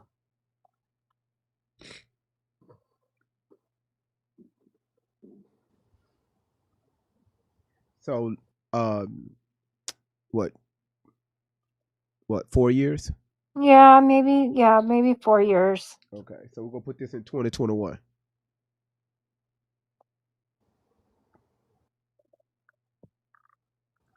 Well, I've been in my house now for 6 years. So that's 2020. Right after Yeah, the 19 thing. yeah. Okay, now let me ask this that I didn't ask. In 2010, was you seeing anybody? No. When I Uh, left Long Beach, I yeah. stopped dating. Stop When I dating. left, Got I it. stopped dating. All right. Uh, so in 2020, that's when you bought your home that you're in now. Well, I didn't buy it, but But yeah, I'm in the home now. you're in a home that you're in now. Yeah. So what made you move? Okay, wait a minute. How was your son's behavior in junior high school? He got better. Okay. He got better, and he was also in therapy. Mm. What type of therapy? Like children's therapy. Like a behavior specialist or something? Yeah. Okay. He would go in there by himself. Okay. Now, was this what the school supplied? No, it was like through my insurance. Gotcha. All right. Did have your son ever addressed anything to you about alcohol? Or your Eventually, behavior? yeah. How Eventually. how old was he when he did that?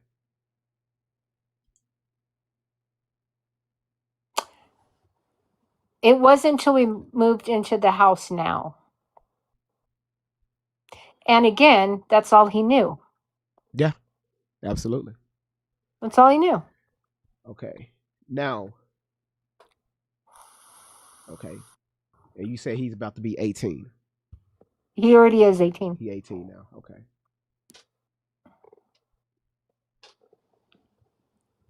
One hell of a childhood, huh? Yep. Now, your oldest. With no father. Yeah. Yeah. Yep. And I want to say this. He is one of 14 children from his father's side.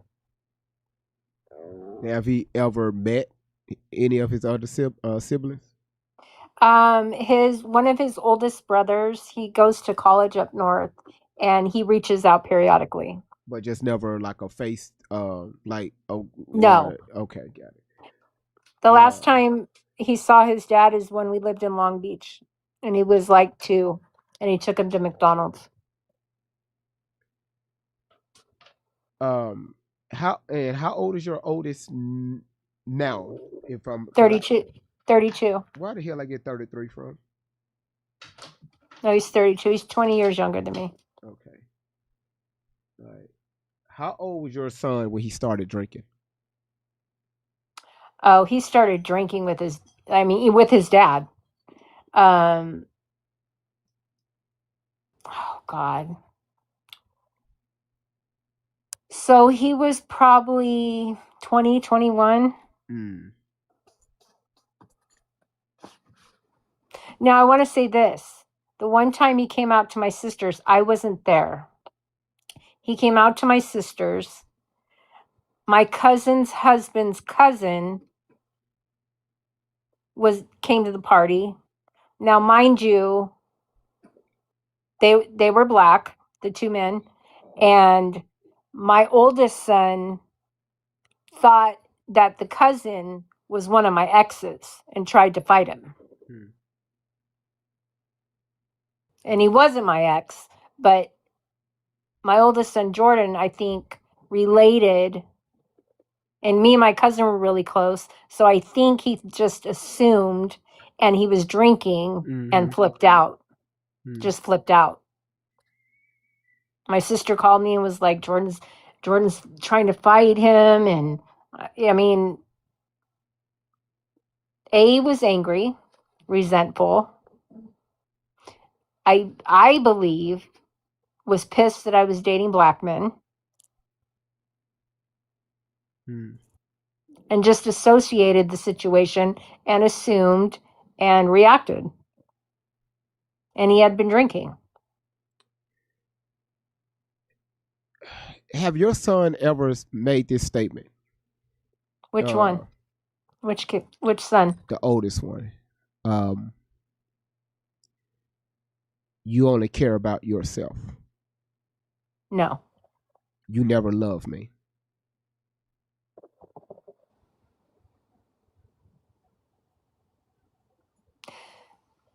There's been times that he's FaceTimed me when he's drinking. And is very emotional. Mm-hmm. And it just so happened the times that he would do that, I was sober. You know what I mean? So I was able to talk to him, try to reason with him. But at this time, he was dating a girl that was in her 40s Mm-mm. Mm. I wonder why. because she filled the mom role. That is absolutely correct. She felt it was obvious to me. She had Mm-hmm. a daughter, and it was an instant family, Yep. and she fit the mom role. Yep. Yep. Yep. Um, but your son did make that statement about love. I mean, it was like, why this, why that? Right. Right. You know what I mean? Like, why'd you get sober for justice, but you couldn't get sober for me? Absolutely. Yeah. I mean, he was completely emotional. I mean, he had been drinking, and I could hear her in the background. She always pushed for a relationship with me and him. You know what I mean? She always told him, and she'd call me, and even though I didn't approve of the relationship, I didn't say anything, but I didn't like it because I knew what role she was playing and why he was with her. Well, It was comfort for him. well, yeah. So she wasn't playing a role. That's what he's attracted to, because you completely denied him that growing up. So he was looking for that indirectly. Yeah. And this is why with younger girls, because it works the same thing with girls. When their father's not around, a lot of times you'll see they dealing with multiple men, and they will start dating older men because they're searching for that father, Yeah. indirectly, right? So, it's not a role that she's playing. That's what he like. And again, he's grown. So it's not for you or nobody else to approve of. No. Because you had your chance with him and you fucked it up. Yeah. Right? So I'm gonna tell you something. Me and my father, we had a situation, and I think this was back in 2007, I think, and it took us almost 10 years to mend our relationship. So Okay. what I'm not saying is going to take your son that long, but when you're dealing with a man, you got to give him space. Don't everything what you just told me. You carried your son through mental abuse like a motherfucker. That boy seen some things most people don't even see in their lifetime, and he's seen all that bullshit under the age of 18. Both of them did. Yeah. Well, the one that separated himself from you. So Yeah, he saw me have a lot of boyfriends. yeah. So what I'm saying is not only that, but also he's watching his mother, behave a way where he more than likely he didn't see other women behave. So now I want to say this. When the therapy was happening, it was like almost like, because I was in therapy at the time, it was almost like I ended up seeing two, but it was almost like they didn't want to touch the trauma. So it was like I was unable to even, like, talking to you now, it was almost like they didn't want to address it. Well, sometimes they will. Again, it's all about the money. Okay, so sometimes they would drag it out before they even get to that part, right? Yeah, it was crazy. It was like I would bring it up, and it was like they didn't want to touch it. It's a money making business. That's all it's about. This is why people be in counseling therapy for half their fucking lives. Like, what the fuck are you doing? Like, if you gotta be in therapy for over 3 years or over 5 years, wait a minute, hold on now, you're getting taken advantage of. These people they're running up your pockets. All right. Yeah. So because again, it's supposed to be exercises, right? What did we learn from the day before? All right. So what are we doing? What are we actively doing to get to our goal here, right? At hand, which is the elephant, which is you and your son relationship, the oldest one. Yeah. So your son right now, your son don't want to have anything to do with you, okay? No. Because of years of not being there for him, not hearing him out, and for carrying him through all that bullshit you carried him through. So with that, now that you told us, well, me about, I could say about 80%, which is more than enough, of what happened with him. The best thing I can tell you right now is now you're on his clock. He tired of playing your game. Yeah, the ball's in his court. Yes. So now you got to sit your ass down and listen to him. Listening to him is don't talk to me right now. Yeah. Wait till he's able to where he's sober, okay? Because again, drinking, you said his dad introduced, he was doing it with his dad. But again, I see this as something that's just that's normal around here. Well, yeah, now I'm not on Facebook with him. My mom sees his stories, and she said every story he's drinking. They're either with his dad in a bar, at the pool, in Vegas, and he's always drinking.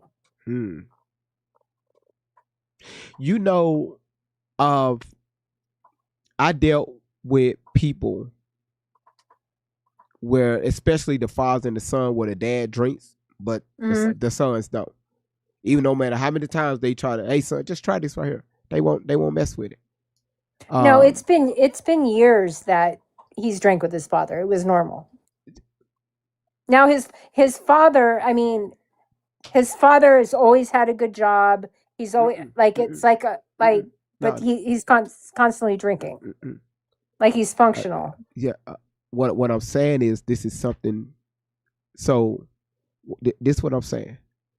The reason why I make that statement is because, when you're not, when you see what certain things, put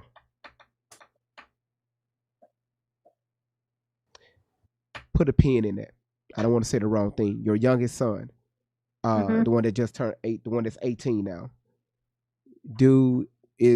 What do he do for a living right now? He works in a warehouse. The 18-year-old? Yes. He works in a warehouse. Doing what? Like he's the one that scans the boxes and pushes them through the ramp or whatever, like loading trucks. Okay, so he's a material handler. Yeah, he loads boxes into trucks and scans them. Oh, he's a loader. Yeah. Yeah, warehouse logistics. He said sometimes they move him to a different department. And okay. It's a pretty good job. He just got that job. He's getting ready to graduate, and he actually just bought his first car. Congratulations! Look at him. Yeah, we got a settlement when he was about 2, and because he was so young, it's been in a bank account. And so when he turned 18, he got all the money.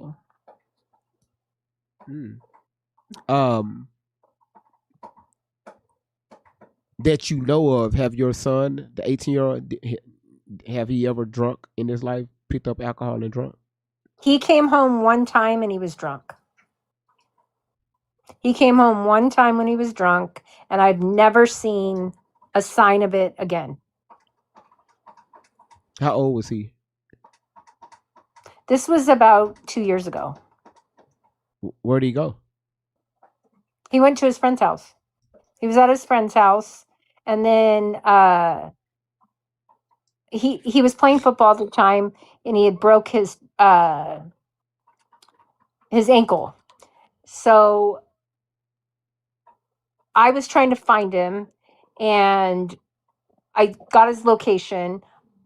Then he called me, and I couldn't find him at the time. And then I ended up finding him, and he was so drunk. I mean, he's such a big kid that I couldn't carry him physically because I'm small, and he had to like crawl to the car, and it took about an hour to get him in the car.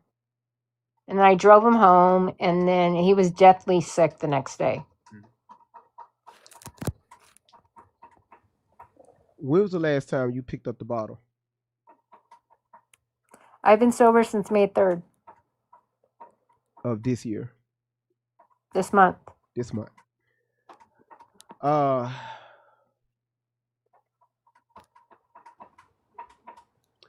Was you intoxicated on Thanksgiving of 2024? No. You mean when my cousin? Mhm. No. No, wait a minute. You said I was sober? No, I'm asking, was you intoxicated? No, I wasn't. Okay. And you know why I asked that question, right? Because of my behavior? Mm-hmm. No. Okay.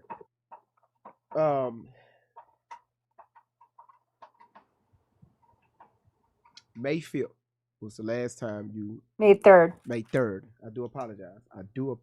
That's an important thing. Okay, so before May 3rd, when did you have something to drink? That vodka.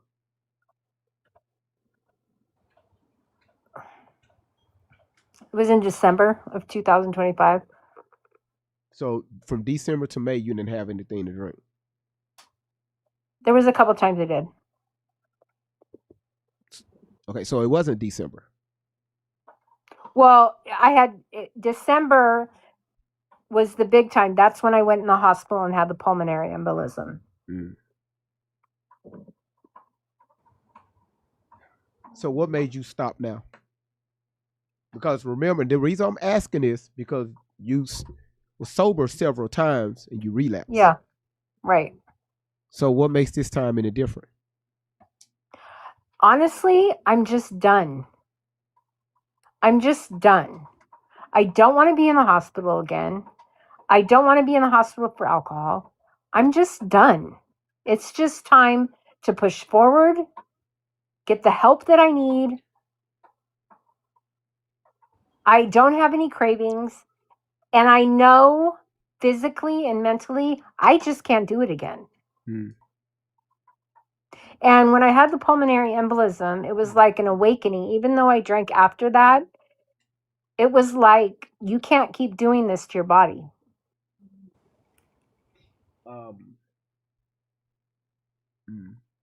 Now, they never, I want to say they told my mom that alcohol could have been part of the pulmonary embolism, but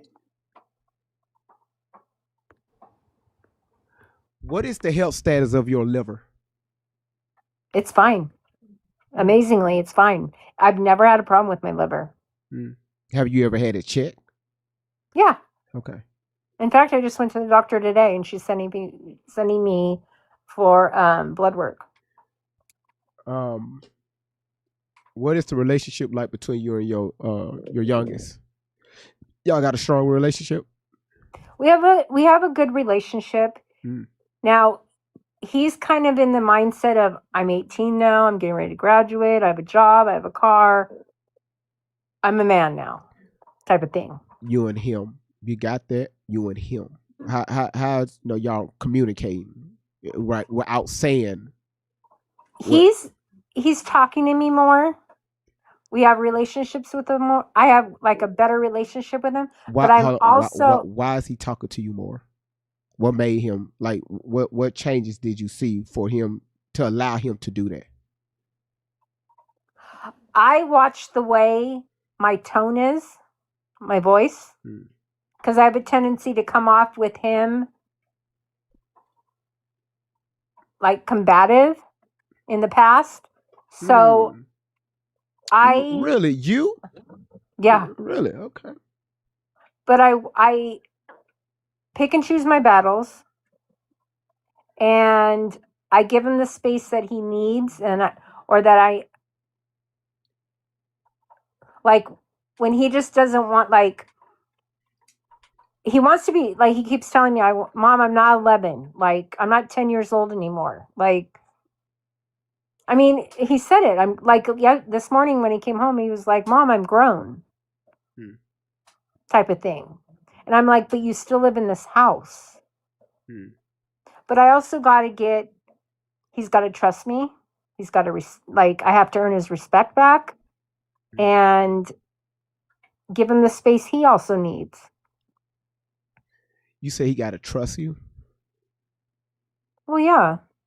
He's got to trust that. I mean, that's all he's ever seen. So You say it's he come you say he got to trust you? that I'm not going to drink again. Yeah. How the hell he's going to do that? I just have to show him by my actions. Well, you tried that several times. What, like my question, like I just posed you, what makes this time any different? He doesn't know that. No, he doesn't know that. So how he's going to trust you? I mean, I just got to show him by my actions, my working on myself, and he's just got to be able to come home, know that I'm aware, I'm alert, he's not finding bottles, like I mean, you know what I mean? Like when he comes home, he'll like if I'm sleeping, he'll come in my room, turn on the light. If I'm awake watching TV, he'll turn on the light to look at me and say, "Are you okay? Are you okay?" That's a man for you. Yeah. That's protection at its finest. And like he'll do little things, like if my little night lights, not my light, but my table light is on, not my big light in my room, but the little one, he'll come in and he'll turn, do you want me to turn your light off?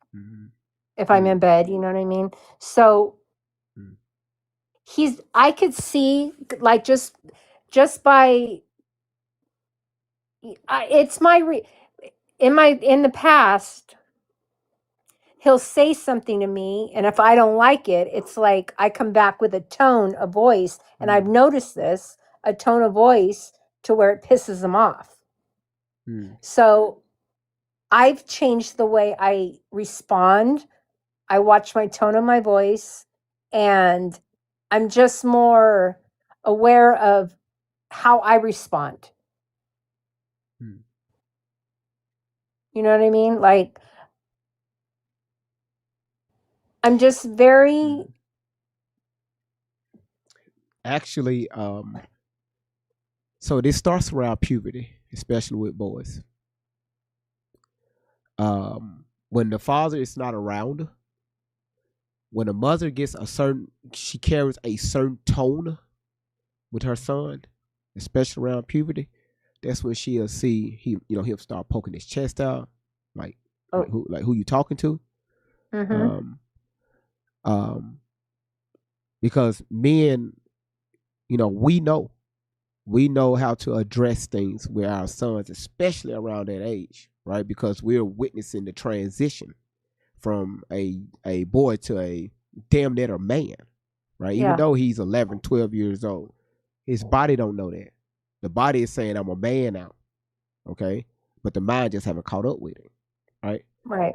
So we know how to deal with stuff like that. We see him, responding to things, because a lot of times you're going to find boys very emotional around this time, and we kind of help direct that emotion, right? We don't meet that energy, because now you're looking for a fight.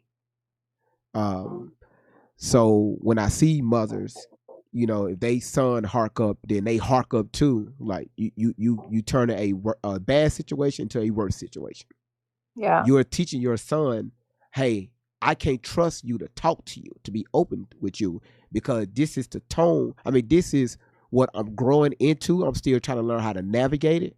But when I come at you, you're meeting me with resistance.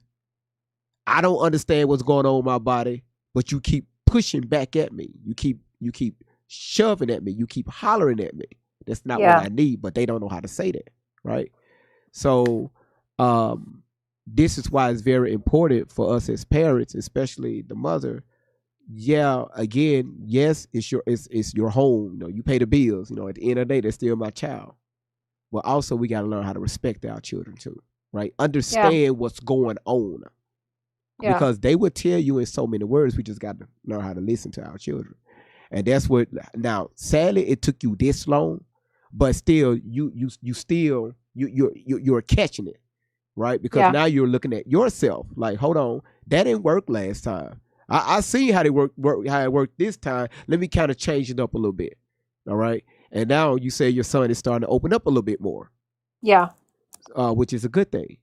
Yes. So especially with that, you know, hopefully you can learn what you need to what you can use for your oldest son. Your youngest son is going to teach you how to do that. And you don't even see it right now. No, I've been seeing it. Oh my goodness. That's what I'm talking about. No, I've actually been seeing it, and I'm very proud of him. Wow. Wow. No, I am Wow. like extremely proud of him, and I tell him all the time, like, he knew he was getting this money. He just got it Mhm. last week. Mhm. And he's been talking to this guy about this car for about 3 months, and this guy has saved this car for him. And even though me and my mom kept telling him, you need to get a cheaper car, it's going to be bad on gas. He was dead set. I mean, he wanted this car, What type of car is it? an Infinity. Oh shit. What year? Oh shit. Oh, What God. year? Okay. What type of Infinity is it? The X, I Oh, mean, no, not the X, the Q, shit, I can't remember the number. It's the 4-door sedan, right, with the curved top. Yes. Just like these And it has a loud exhaust. It has a loud Oh, exhaust on him. hood ass cars. Like I can hear him coming up the other street. Oh shit! Well, hey, okay. Well, it's his first car. Hey, it is what it is. Well, just look at it like this. All hope is not lost here. Your son is you're going to reconnect with your son, but what again? Like you said, the ball is in his court. Allow him to reach out to you, and when he do, make sure that you do less of this, like you did before, and just hear everything. Yeah. Just listen. And even if he hang up the phone when he gets done, don't reach back out. Don't do that. Now I want to say that I say this about a month ago. I sent him a text, and I wasn't blocked. It was delivered. Okay. And I sent him a text, and I said, "I love you," because I was texting, sending him things on Instagram, and no response. It wasn't working. No, there was no response. So I sent him a text finally, and I said, "I love you. I will not be reaching out to you. I'll always be waiting for you to come around. But the rejection, it hurts too bad." Oh my goodness. Okay, so you screwed up. All right, because again, You think I did? Yes, because now you're talking about yourself again. You did enough of that already. You're right. The rejection, you were talking about you. You're right. So again, he looking at it like, damn, it's always about you. Yep. Don't you ever do that again. Reaching out on social media and all this stuff. No. This is why you're not getting a response. This is why he's not responding. You know, and what's crazy is there's been times in the past that I've obviously said something to my youngest, and he's told me that. Why is it always about you? Why? You tell me right now, why is it always about you, Shauna? Because I've always been the priority. For who? Myself. Who told you that? I'm telling myself that right now. And my kids have told me. I mean, through their words, they've told me that. Entitled. Yeah. They worked out. Beautiful, huh? No. Because I always got offended when my youngest said it. Because and at the time I didn't believe that. Yeah. Now that I'm talking to you and I'm thinking back on, that's exactly what my youngest had said to me before. I've said several times on this platform, the worst thing a parent can do is hear the truth from their child. That's when that shit stings. Shit, it hurts. So this is what I want you to do. If you ever reach out to your son, keep it simple, stupid. Men, we're just some of the simplest creatures you will ever meet in your fucking life. Keep it simple. A few words. I'm here if you need me. He's not going to believe that at all because you wasn't there for him. Oh, you're right. So he's going to look at it and say, man, this motherfucker lying. She had her chance. So now you got to kind of put yourself in the mind, okay, how is he viewing it? Right? Look at all this bullshit I carried him through that he had to witness, right? So he's like, oh, yeah, she said that before. What the fuck ever? It just maybe like a week later, I'm here if you need me. Whatever. I'm not responding to you. Yeah. I mean, I got it. This was possible going through his head. I got what I need. No, I actually think it pisses him off when I reach out. Yeah. Because Eve, I'm looking at the stuff that you share with me, I would too. Like, why are you even calling my phone? Yeah. So, but notice the words that I'm using. I'm here if you need me. Don't worry about the I love you. Now, you had your chance to prove your love. You didn't show it. You lost that. You did that right there. You got to allow him to get to find what is love from his mother. Because for him, he don't know what the fuck that is. Okay, so the only the love that the woman that defined love to him is the woman he's with now. So how you gonna surpass that? How you gonna compete with that? He made his mind up. He don't need you. And I know it sucks. I know it sucks to say that, but that's what he's look at how he's viewing things. So right now he don't need you. Why you contacting my phone? Why you reaching out to me on social media? You weird. Okay, again, you had your chance. So what I need you to do is back the fuck up. Okay. I'm here if you need me. Nothing more, nothing less. And yes, it's going to hurt. Yes, I promise you it's going to hurt. But just sometimes we have to face that reality.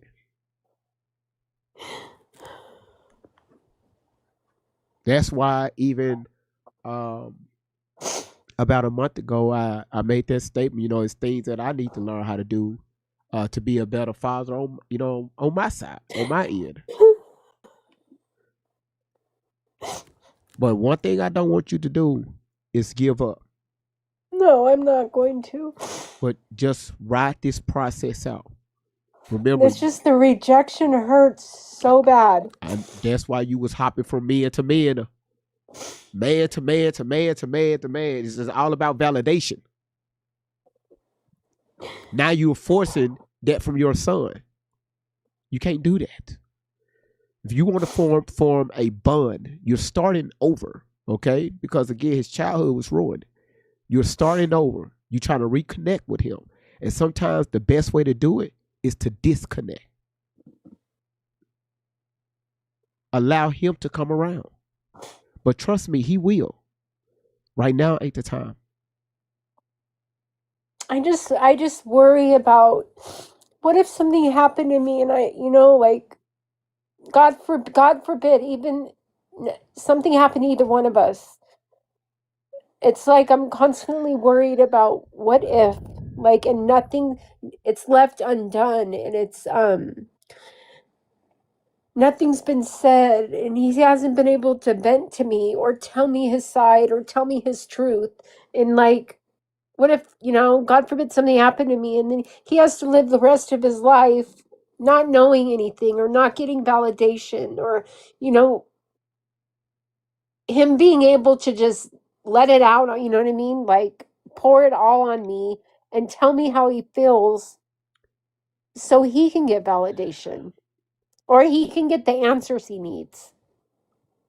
Now, remind yourself, how old is your son again?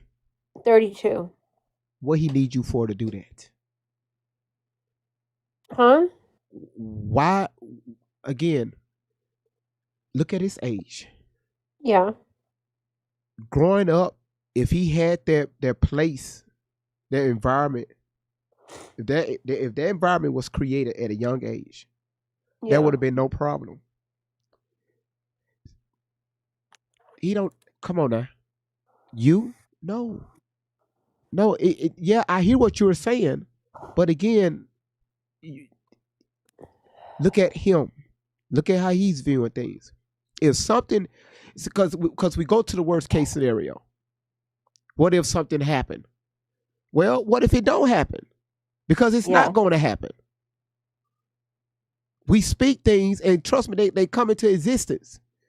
So no, all this stuff, what probably can happen, it's not going to happen. Me and my son, I'm talking about you and your son, y'all going to reconnect. I pray about it constantly. It's just speak it and leave it alone. Because right now you're working on the universe time. Because I guarantee you, during that time when you separated yourself from your son emotionally, you wasn't praying about it then.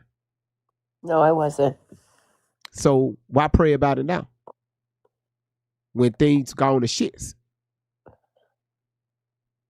Because, and I know you don't feel this way because of what you've said in the past, but I'm connected to God. Right. That's my God. And I know he's pulled me out of trenches. I know that my faith in him right now is pulling me out and giving me strength because I pray about it. I pray about everything constantly. Like when I get weak, I pray about it. The feeling goes away. And I pray for him. I pray for I pray for my whole family. I pray when I need to. And it helps me. And I know my grandma passed a couple years ago. Right. And I'm the one that found her after she died. And I know she's with me. Mm-hmm. I firmly believe, my mom does too, that she's up there protecting us. Mm-hmm. So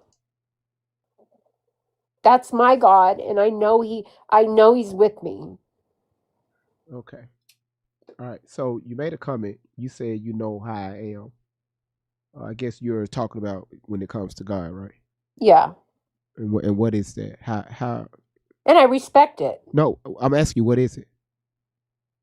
Because a few other people got it confused. So, well, from things that you've said in the past, this is how I feel. I feel that you don't believe there's a God. Have you ever heard me say that? I've never heard you say that, but you have said things in the past.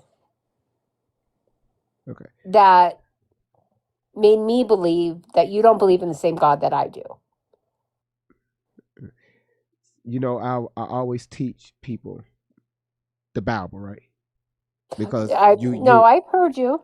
Now and I've you heard know you. and I teach things according to what the Bible say, not what again you see what it say right above us, facts over feelings, right? Right. Um, so number one is there is a God. I've Okay. always said that, all right, because that's the righteous order: God, Christ, man and woman and child. That's the righteous order of God. It was like that then, now, and forevermore. Well, the reason why a lot of people don't get connected to God because they never been introduced to Christ. Why? It's because of how they view things and how they always blocking off things. Like people can come to them, say certain things, and they will reject everything what people are saying, right? And they will walk around blindly. And a lot of times But when they walk around blindly, they will teach that to other people. well, I can't remember when it was. Somebody came on and wanted to. I think they wanted to pray for Miss Outlaw, and Mm-hmm. from my memory, I think you shut him down. I never shut a prayer down on here ever. I may walk away, or I may just sit here. I never shut that energy down. I can't remember exactly what happened, but I remember thinking at the time, like, All why, my like, all my replays are on YouTube. I never no, I know, yeah, I but never something happened, and I can't remember when it was, but it was almost like you didn't want to. Nicole prayed for Miss Outlaw several times. I think Jen prayed for Miss Outlaw several I times. think it was Jen. She prayed for Miss Outlaw, and it was another young lady that came up here Did you prayed get for up Miss and walk Outlaw. away? Yeah, Oh, but okay. well, either I walk away, I got to go back and look at the live. Either I got up and walked away, or I'll just sit here. I want to say you walked away. I'm not sure, but I remember when it happened, I was like, oh. What was the problem?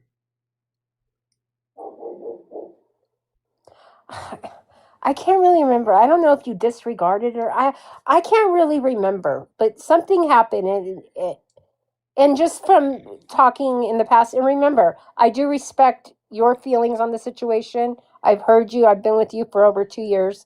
Um but I know we don't feel the same about heaven and God. Like we have different opinions on it. Well, again, it's facts over feelings. I clearly went to the Bible and showed people what the Bible said about heaven. I clearly went to the Bible No, and you have. You and have. showed people what it's clearly say about God. I went to the No, Bible you and have. showed people what it say about. So You've done it many again, times. the feelings doesn't matter how we feel about it. It may not, but if that's scripture, it's scripture. All right. Even when everybody has prayed, they came up here and prayed for Miss Outlaw, I made sure I followed up and said, "Hey, thank you for that." And then I will allow like a time, like a small time for that to resonate, because even looking at the chat, people are receiving that. Yeah. So why would I disrespect that? I don't want to say you disrespected it. I said that's not what I'm saying. I just remember something happened and it just led me how I feel. Right. Now, I've never asked you how you like what your feelings on it are, but I don't know. I mean, and we're kind of getting off the subject, but Yeah. Well, as you know, one thing about this platform, I allow people to be themselves. All right. yeah. And I say things, and either and I've said this 1,000, probably 3,000, 4, 5, 6, 7,000. Don't believe me for nothing I say. No, Nothing I you do. say. Do your own You do. research. Right. You do. So, but with you, with you, if you want God, like y'all like to say, your God, Yeah. like your God is different than my God. They be like, "Hey, read your Bible." Like your Bible different than my Bible. It's the same King James. But anyway, if you want God to work and manifest, allow you have to allow that energy that y'all call the spirit to move. Okay, And I am. put it out there that you call prayer. Put it out there, and know that it's going to take place. Don't have faith that it's going to take place, because you're, even with faith, it's still holding doubts. Belief is holding doubts. You have to know that God is going to move on your behalf. And when you know that, watch it come back tenfold. I believe that. So with your situation with your son, put it out there and just allow that energy to work. Your son is going to come around, just not right now. Just give him some time. Trust me, as a man, he's going to come around. Because the same way you thinking about him, he's thinking about you. I believe that too. It's just not right now to verbalize, because he may snap on you. You know what I mean? And, so again, just trust the process. And I promise you, you're going to be just fine. Now, as of May 3rd of this month, I'm going to hold you to that because you put it out. All right? Okay. In the past, you don't have a good record of holding your promises when it comes to this drink that destroyed your family. Yep. So we're gonna. Well, I'm gonna hold you to this, but you got to hold yourself to it also, because now it's out. It's recorded. This is March the 26th. I go to courts in a few days for this restraining order. Do you? For Miss Outlaw, yeah. So it's no way. Yeah. So it's 8:11 p.m. your time. Yep. We're marking this down. Okay. And we're going to hold you to it. This platform is going to hold you to it. 100%. And you've been honest so far, because I've took so many. As you see, I took the notes that you have given me, right? So we're going to hold you to it. And because we know that you're not going to pick up a bottle ever again. Every time you even look at a bottle in a grocery store, you may smell somebody else doing it. I don't care where you at. Mind over matter. Been there, done that, destroyed my life. My life is rebuilding right now. I got bigger and better things to worry about. Sorry, it's not going to work anymore. Absolutely. The more you speak it out, it's going to happen. That's why when you was in that AA meeting, they were speaking about things that happened in the past and how it fucked and destroyed their lives. And now it put you in the middle position like, damn, I ain't trying to have that shit to happen to me. So yes, it's easy at the time not to go back. But when you're not around that and you're not speaking it, it's easy to relapse. Right? Because when you got an idle mind. The Bible even says an idle mind is the devil's workshop. So when you're idling and you sit there, now all these thoughts is coming back to your head, especially what happened to you at the age of 5. All this stuff is coming back. Boom. The only way I know how to cope with this is picking up this vodka. So now when you're sitting alone and if them thoughts come back, you know what? I got this. I got this. You know what? Let me go out here and walk. Let me go out here and pick some flowers. Let me kick a tree. God damn it. Let me just take off running in the neighborhood. If I got to go out back and scream for a minute, God damn it. Hey, I'm going to be productive today. Tell yourself what you're going to do.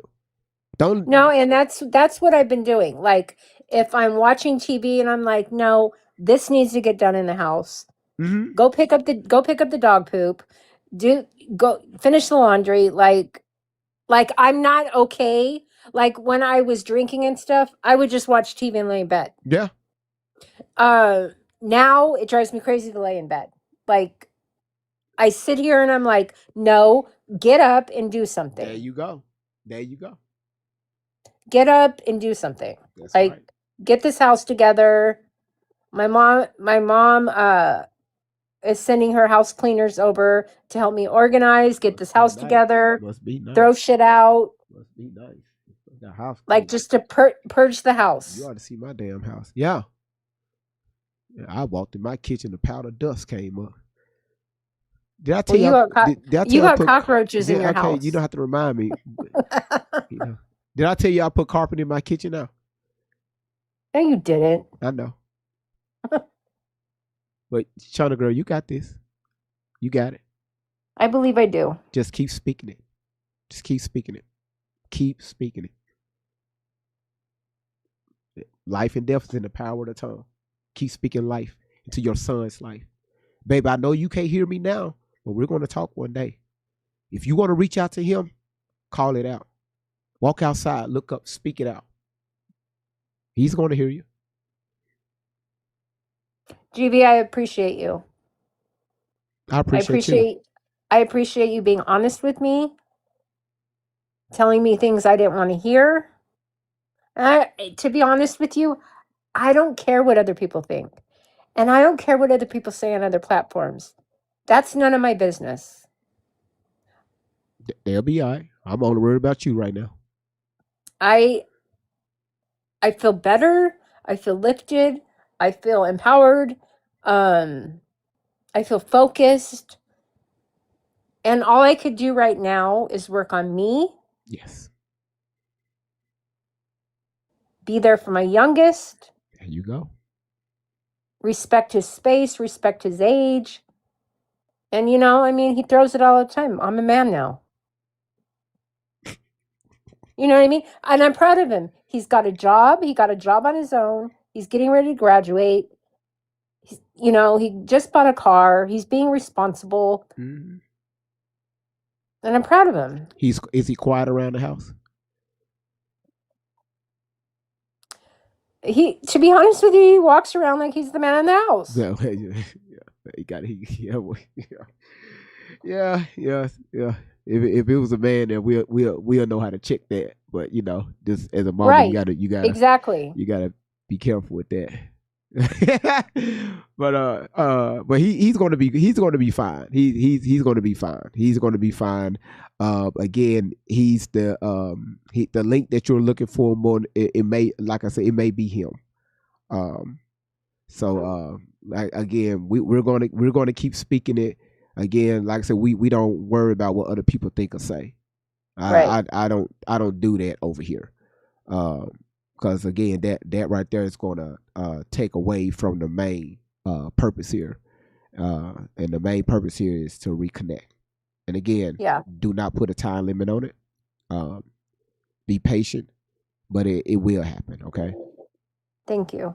no problem. I'm here Thank you. anytime you need me. Thank you for being there for me. Hey, no problem. That's what I'm here for.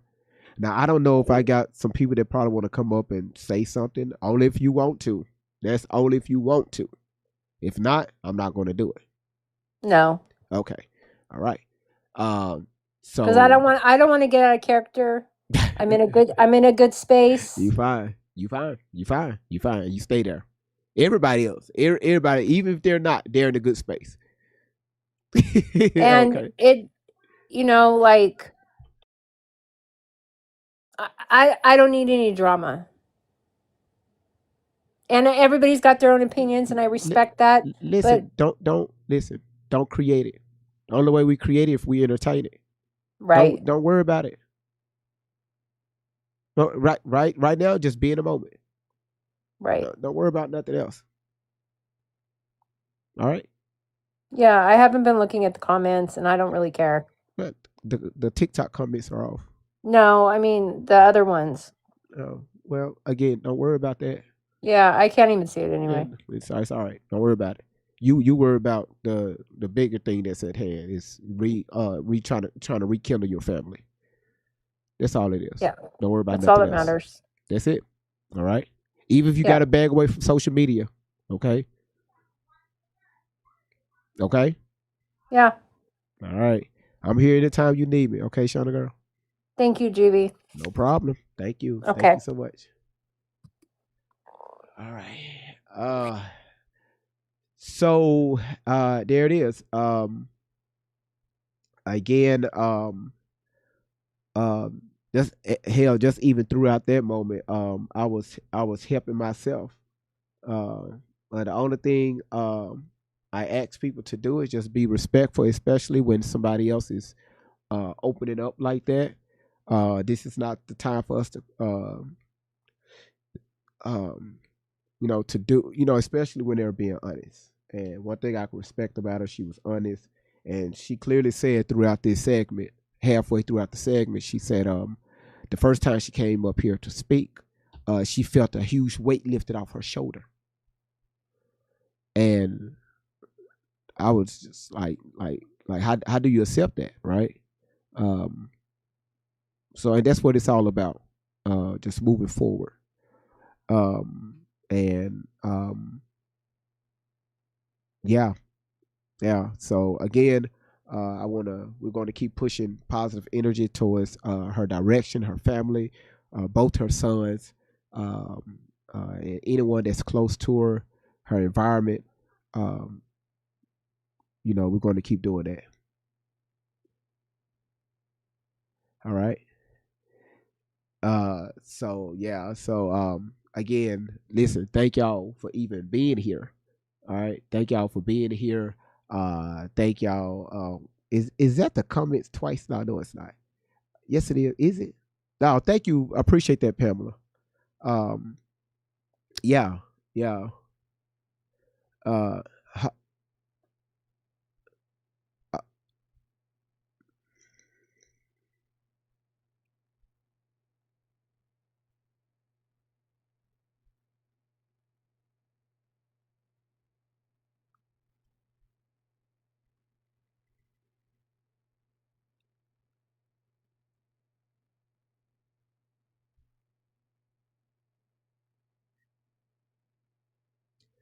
so again, thank y'all for being here.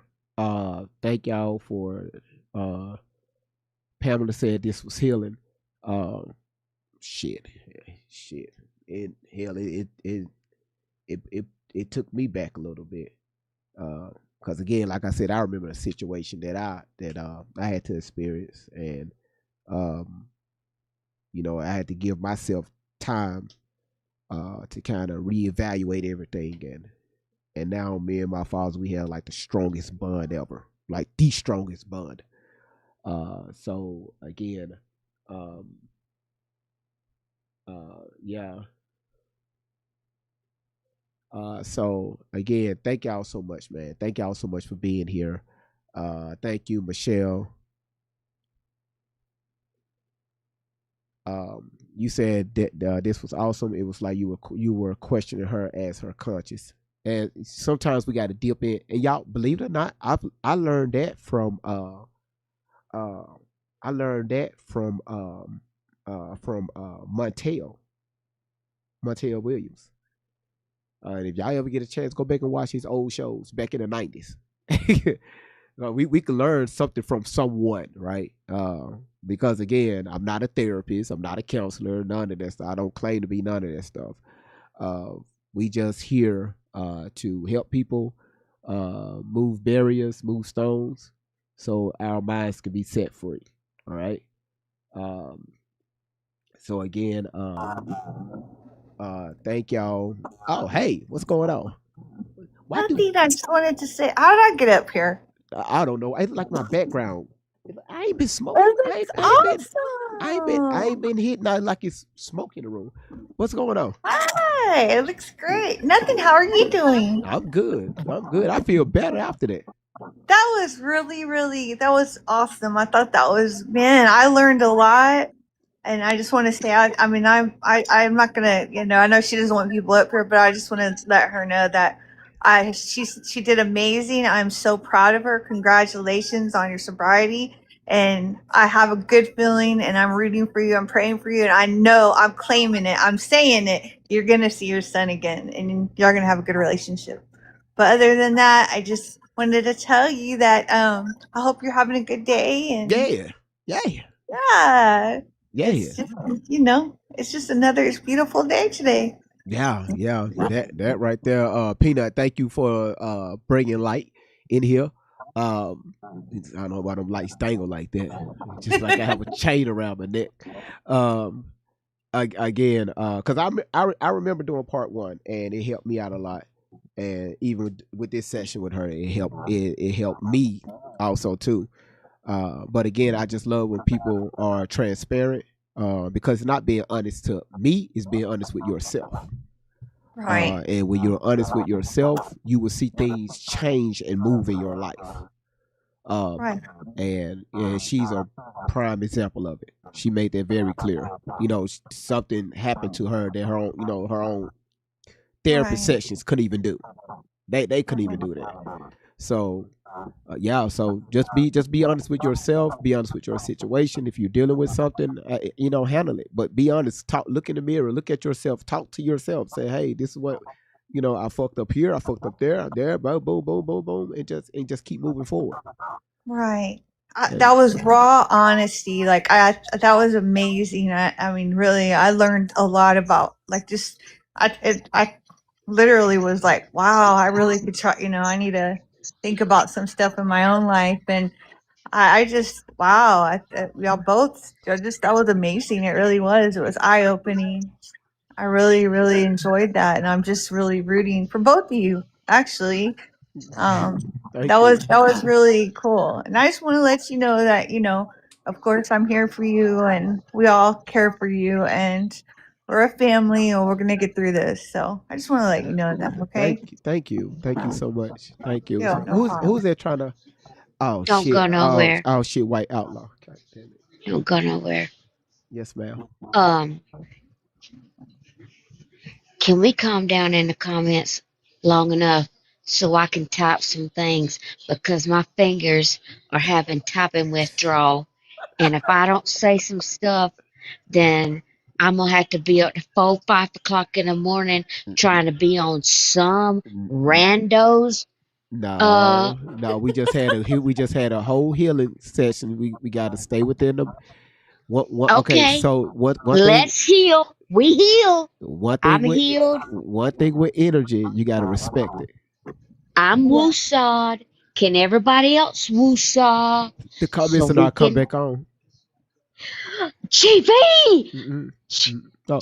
So like, no, if you ever been to a church, like Marvin said, I said shut the fucking doors.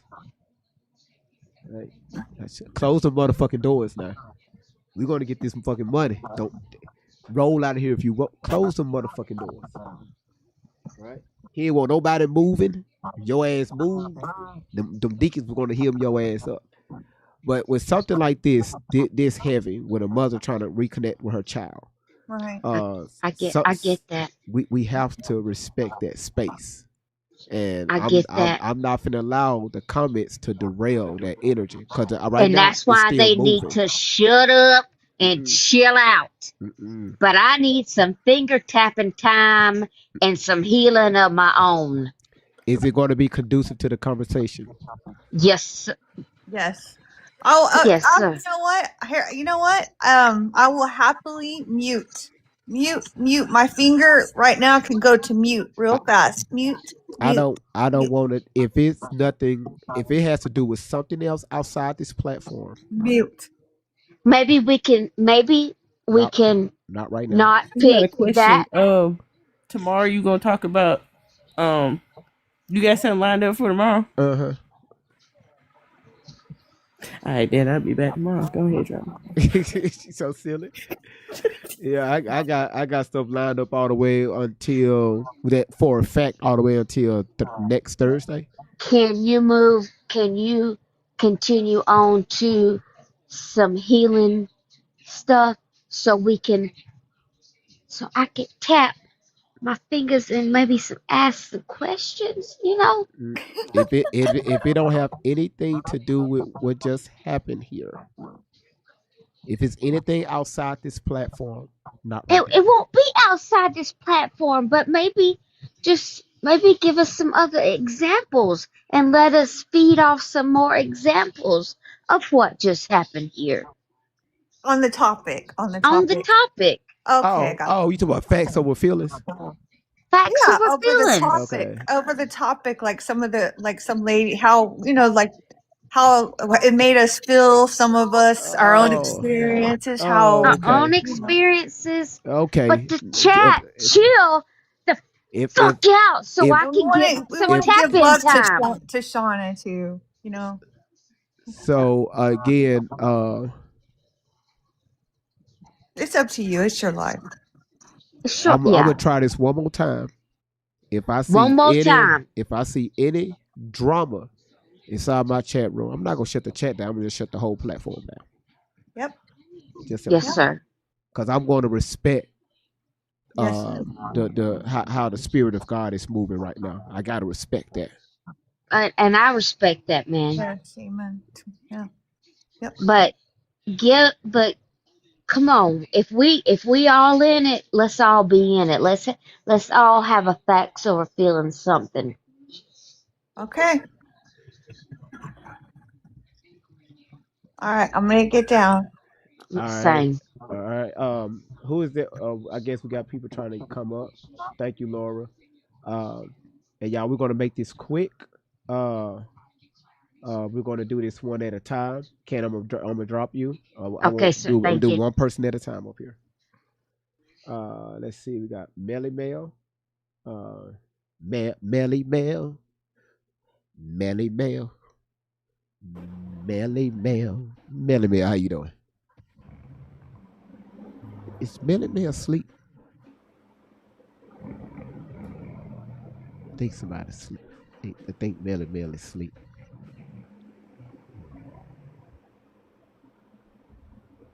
Yeah, she's sleeping. All right. Y'all, hold on one second. Y'all listen. Don't worry about Rufus. I got you. I got you, Rufus.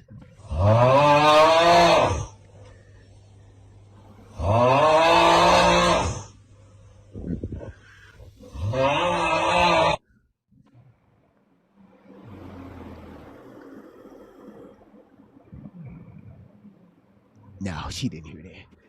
We're gonna allow her to sleep. She fell asleep on us. No, she fell asleep on us. All right. Let's get that's just not.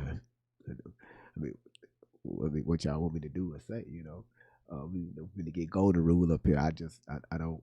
I mean, you know, just. I mean, if she was asleep. She was asleep. I mean, what else y'all want me to do? I mean, and then you hear Rufus in the background barking and stuff. He trying to wake up. Let me know that hey, Great Vibes are trying to get you on. Arf, arf, you know. So it is. Golden rule. How you doing? What's going on? Hey. So, I'm gonna respect whatever you said and not bring whatever, but I just let it be clear that I have no dog in the fight of anybody's drama. I'm not involved in it. I'm not over in other lives or inserting myself or talking or gossiping. And so I'm gonna ask very respectfully that people that don't know me don't go into other. Shauna, I have a screenshot of you saying. No. Listen. Okay, Right I'm now, sorry. it's not the I'm time. addressing her comment. Yeah, no. I'm just gonna say, please don't drag me into it because I don't want no part of it. Don't go in other lives and talk about me. Especially, when we have never had a conversation. Just leave me out of it. I don't want nothing to do with it. I didn't come over here and talk about anybody that had anything to say to you. Listen, and I'm not go over to there doing it. Go to room. Yes. What? Listen. I'm mute. How long? I'm mute. How long you been following this channel? Oh, geez. Yeah. Since, yeah. I'm just, and I don't want to change your energy. That's, I can respect it's not people's even that. panels are theirs, It's not that. We'd have great vibes. Anything that somebody did on somebody else's channel, when have I ever, since I've been here, brought that over here? You're right. Because what you do is now you're allowing breathing room for stuff to happen, to be said, and now you got back and forth consistently. The best thing to do if somebody says something like what's happening to me, sometimes you just gotta let stuff go. Yeah. All right. We're grown. We got bigger things to worry about. It's social media. We got bigger things to worry about. Dealing with Shauna girl, that moment right there, because this was the part 2 of what just the stuff that she's dealing with. Again, when people go back and watch this 5 years from now or even 10 years from now, we don't know, me, you, the chat, we don't know who lives this going to change or how many lives it's going to change. Even if we don't even like Shauna girl, well, her story is going to help someone else. So can I give an opinion and on the topic of just a real honest opinion to anybody that's dealing with active addiction? Yeah, sure. That would be Being awesome. involved in any type of nonsense on social media is not healthy because there's a lot of things that'll make you slide right back into addiction, and that kind of crap with other people is one of them. Yeah, social media would do it. And this is why I asked for my name to be left it's- out of It's all all of right. it. That's just like me saying, "Hey, keep my name out of the stuff." Hey, listen, Well, listen, listen. you're right. Leave it alone. You're right. Let people talk. Simple as that. We can't control what nobody else do or say. You're right. You All know, right. sometimes you just be pissed though. Well, it's what sometimes we're adults. we're adults, Yeah. right? So Yeah. because in the future we're gonna have children watching this. So if they see us acting like them, you better keep my name out your mouth. Like they go like, damn, they sound Yeah. like us. Yeah. You see what I'm saying? So just Yeah. Hey. Well, and yeah. it's what it is. Let time tell. Just Right. give it breathing room. That's all it is. Right. Heard. She said heard because I heard that Heard. light. I heard that light in the background. It's just a cigarette. Boy, she will It's just- fight with that silver part. It's just a cigarette, but yeah. No, Yeah. got it. Yeah, that's all it is. You good? You good? Yeah. Sometimes you just be wanting to address stuff, and I know, but it's out of your control. It's out of your control. If you can't control it, leave it alone. If you can't Right. touch it, leave it alone. I just let it be known I don't have no business in any of that. And I don't have an that ain't gonna opinion. I don't change. have a That side. ain't gonna change nothing. How people feel. It's crazy. No matter what you say about anything, that ain't gonna change a damn thing. This is true. You hear what I'm saying? This is true. So just leave it alone. Heard. All right, just keep. My bad. That's restaurant lingo. Yeah, You know, when you work, you probably ain't never worked back in the kitchen. You know, heard.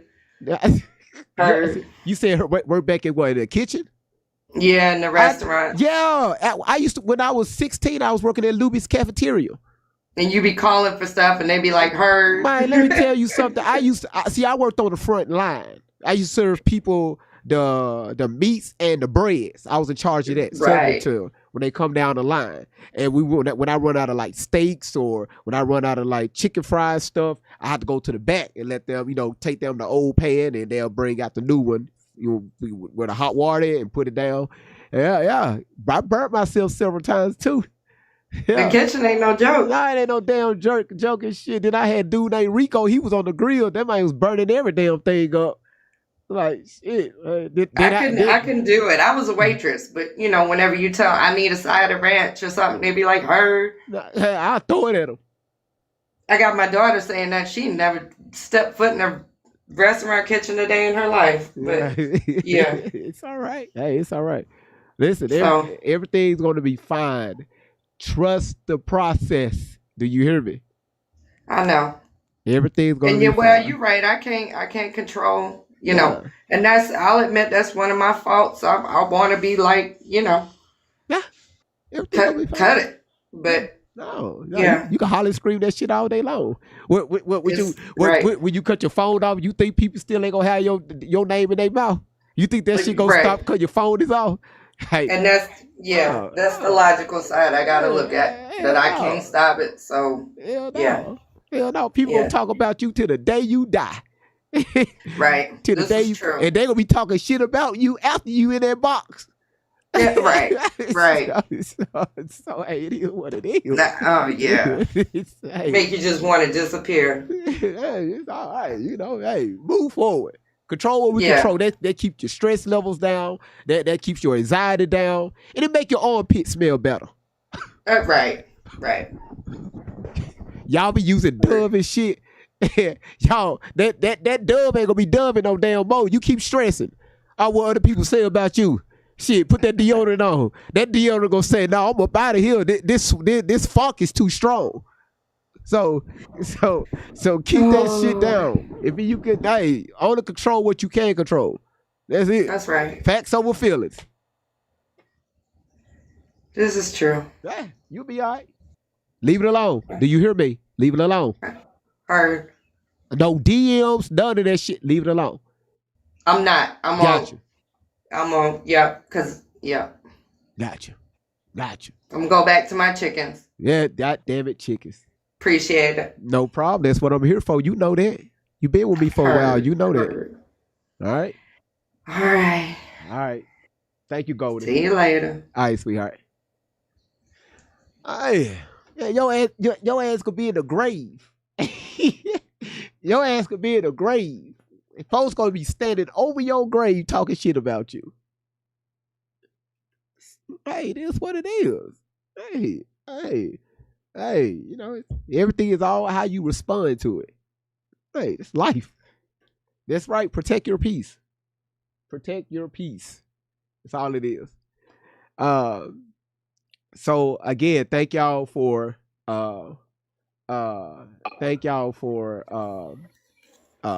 being respectful in the chat. But yeah. Hey, so hey, Moonlight. Boo Light. Oh, No, I said Moonlight. I was about to say I learned a new nickname tonight. Uh-huh. So I wanted to address something that, I mean, it wasn't as similar to her output of what she went through, Okay. but I did experience, which is called parent estrangement, from my daughter when she graduated high school at 19. She met a man through some work people at a job.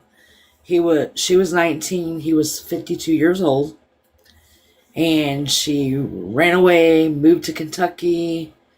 Of course, moms, they want to try to protect their children, and you know, like you said, when they're grown, you just gotta kind of let them be grown and do their mistakes.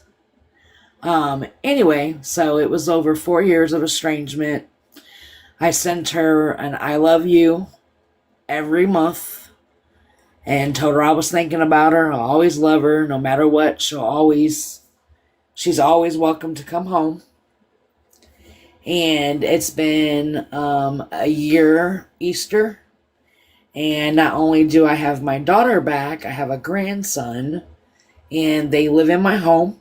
And they have for almost a year.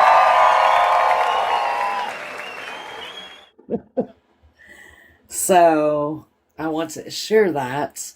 And it's like the best thing in the world. And I had to learn also, which is a very, very important thing to remember even when he comes back. Sometimes it's better just to leave the past behind unless they bring it up, because I had to learn, because I was like, you know, I told you so, kind of I wanted to do. But it was more important to me to have my daughter than how much she hurt me or how I was feeling. I didn't know what was going on in her head when she made that decision. So I just kind of work on loving her every day and enjoying my grandson.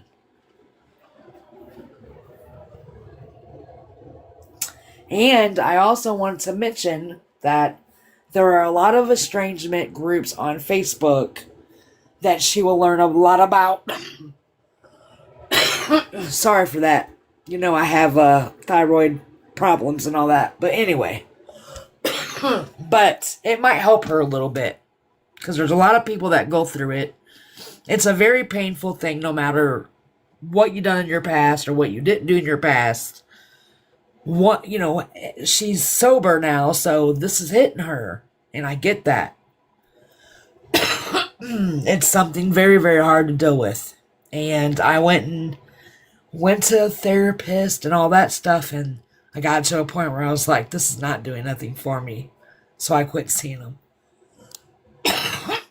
But anyway, since I'm wanting to cough now, I'm going to let you go, but I felt it was important to say that. Absolutely.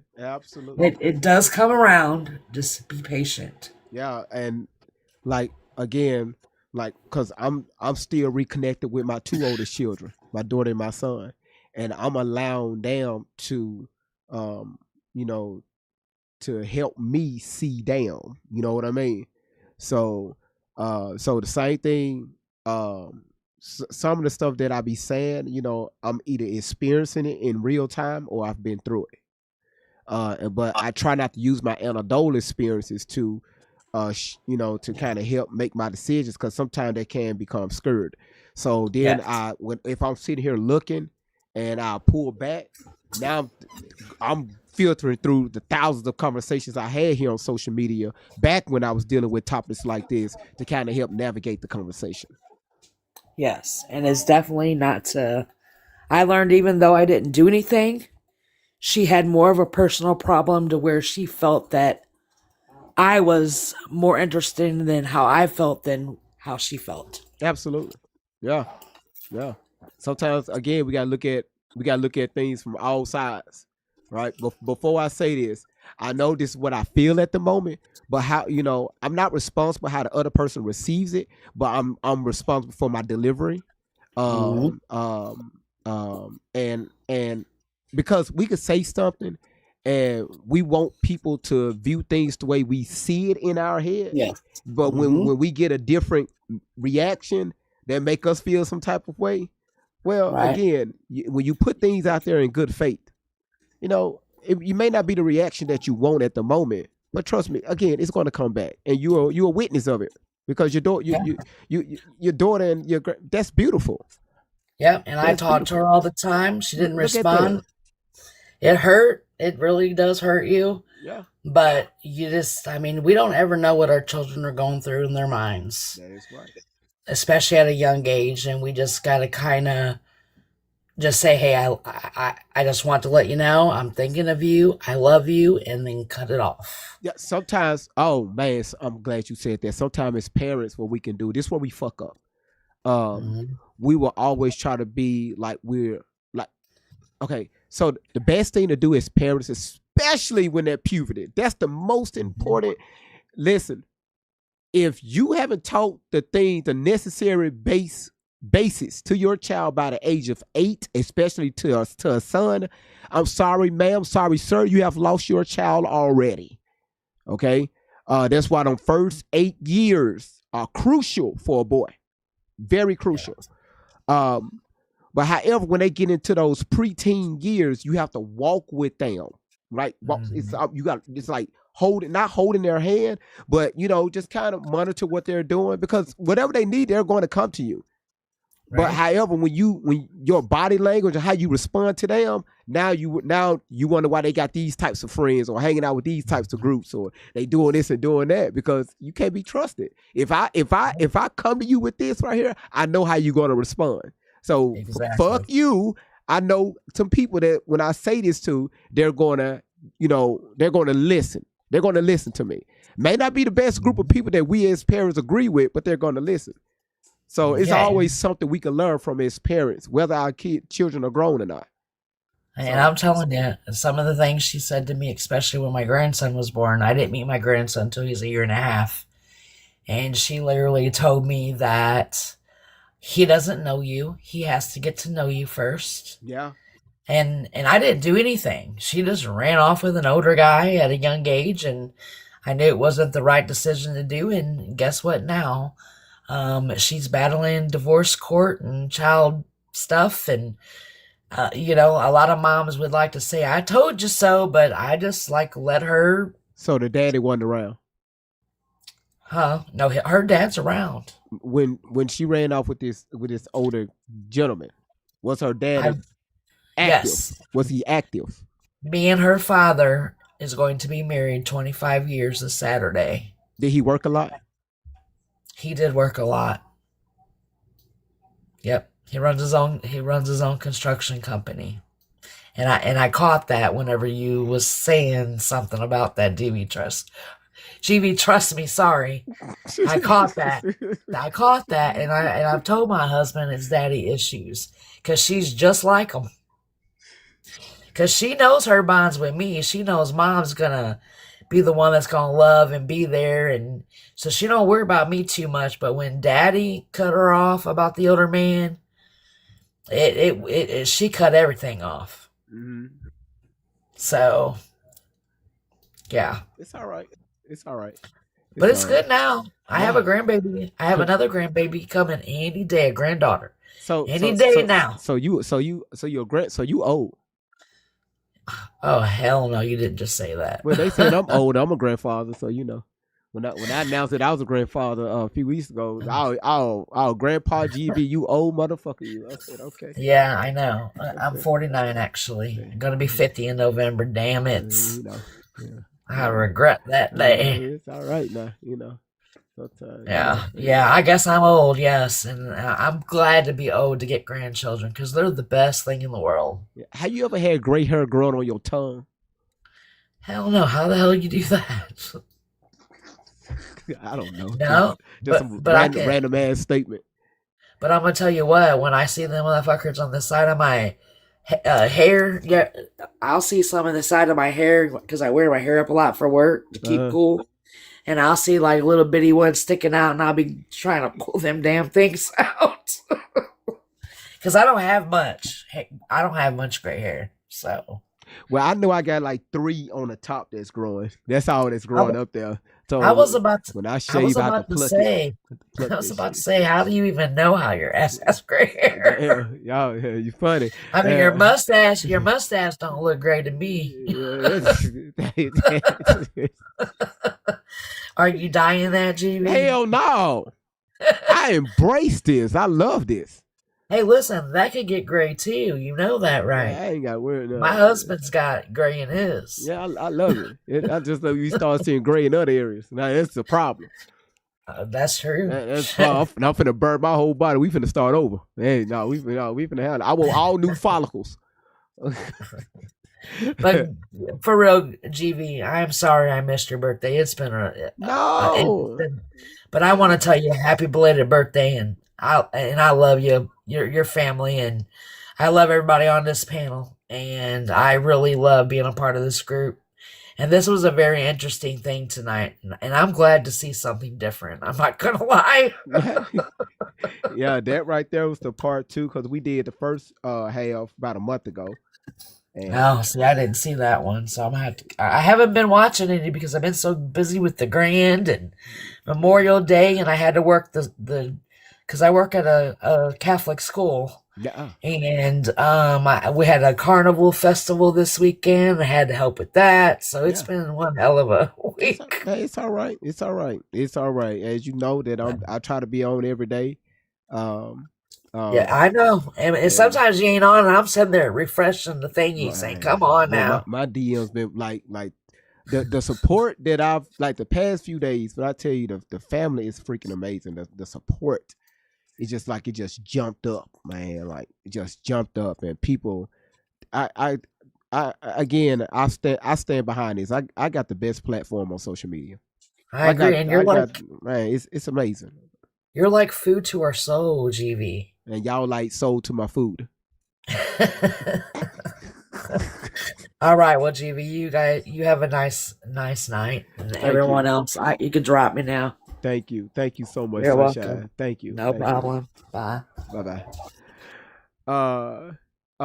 So again, y'all, thank y'all for being here. Thank y'all for being here. Thank y'all for y'all support, and moderators, thank y'all so much. And I really appreciate y'all. And I really mean that. Again, like I said, we got the best family on social media. And you know, I hope y'all sleep well, y'all be well. Again, we'll be back tomorrow. And in the future, again, if anyone, y'all don't forget to check out the website. Don't please check out the website. www.greatvibes10.com. Go over there, man. Y'all look at the merch, y'all. Do what you got to do. Because B Janie, it was her idea. She want me to put that on the shirt. So I'm gonna add that to the lineup. Great vibes, facts over feelings. So I'm gonna add that to the merch. Thank you, Letty. So I'm going to figure. I'm gonna design it. You said I can't believe. Tea time. Oh wow, yeah. Yeah. I see you. Charisma. You say yes, GB. Do it. Yeah. Oh, okay. Yeah. Yeah, she been out for a minute now. Charisma, she been out for a minute. Um and yeah, she been back on TikTok. So yeah, she been out for a minute. So I was shocked to see her back on TikTok. And it looks like that she's live every day. But and same thing with the other young lady, and the guy, that was talking about the young lady that unalived herself on TikTok. Um, they're both back, running their panels. So it's great to see you too. So you say you found a new way how to get rid of bugs. Yeah, sweep them up and eat them. So if they have babies, they'll have babies in your stomach, and the acid in your stomach can kill it. Yeah. So good to have you back. But I'll be back tomorrow, y'all. So she said even better. So just make sure that y'all sleep well. I hope we all learned something from tonight on how we could be better parents. How we can learn from our children.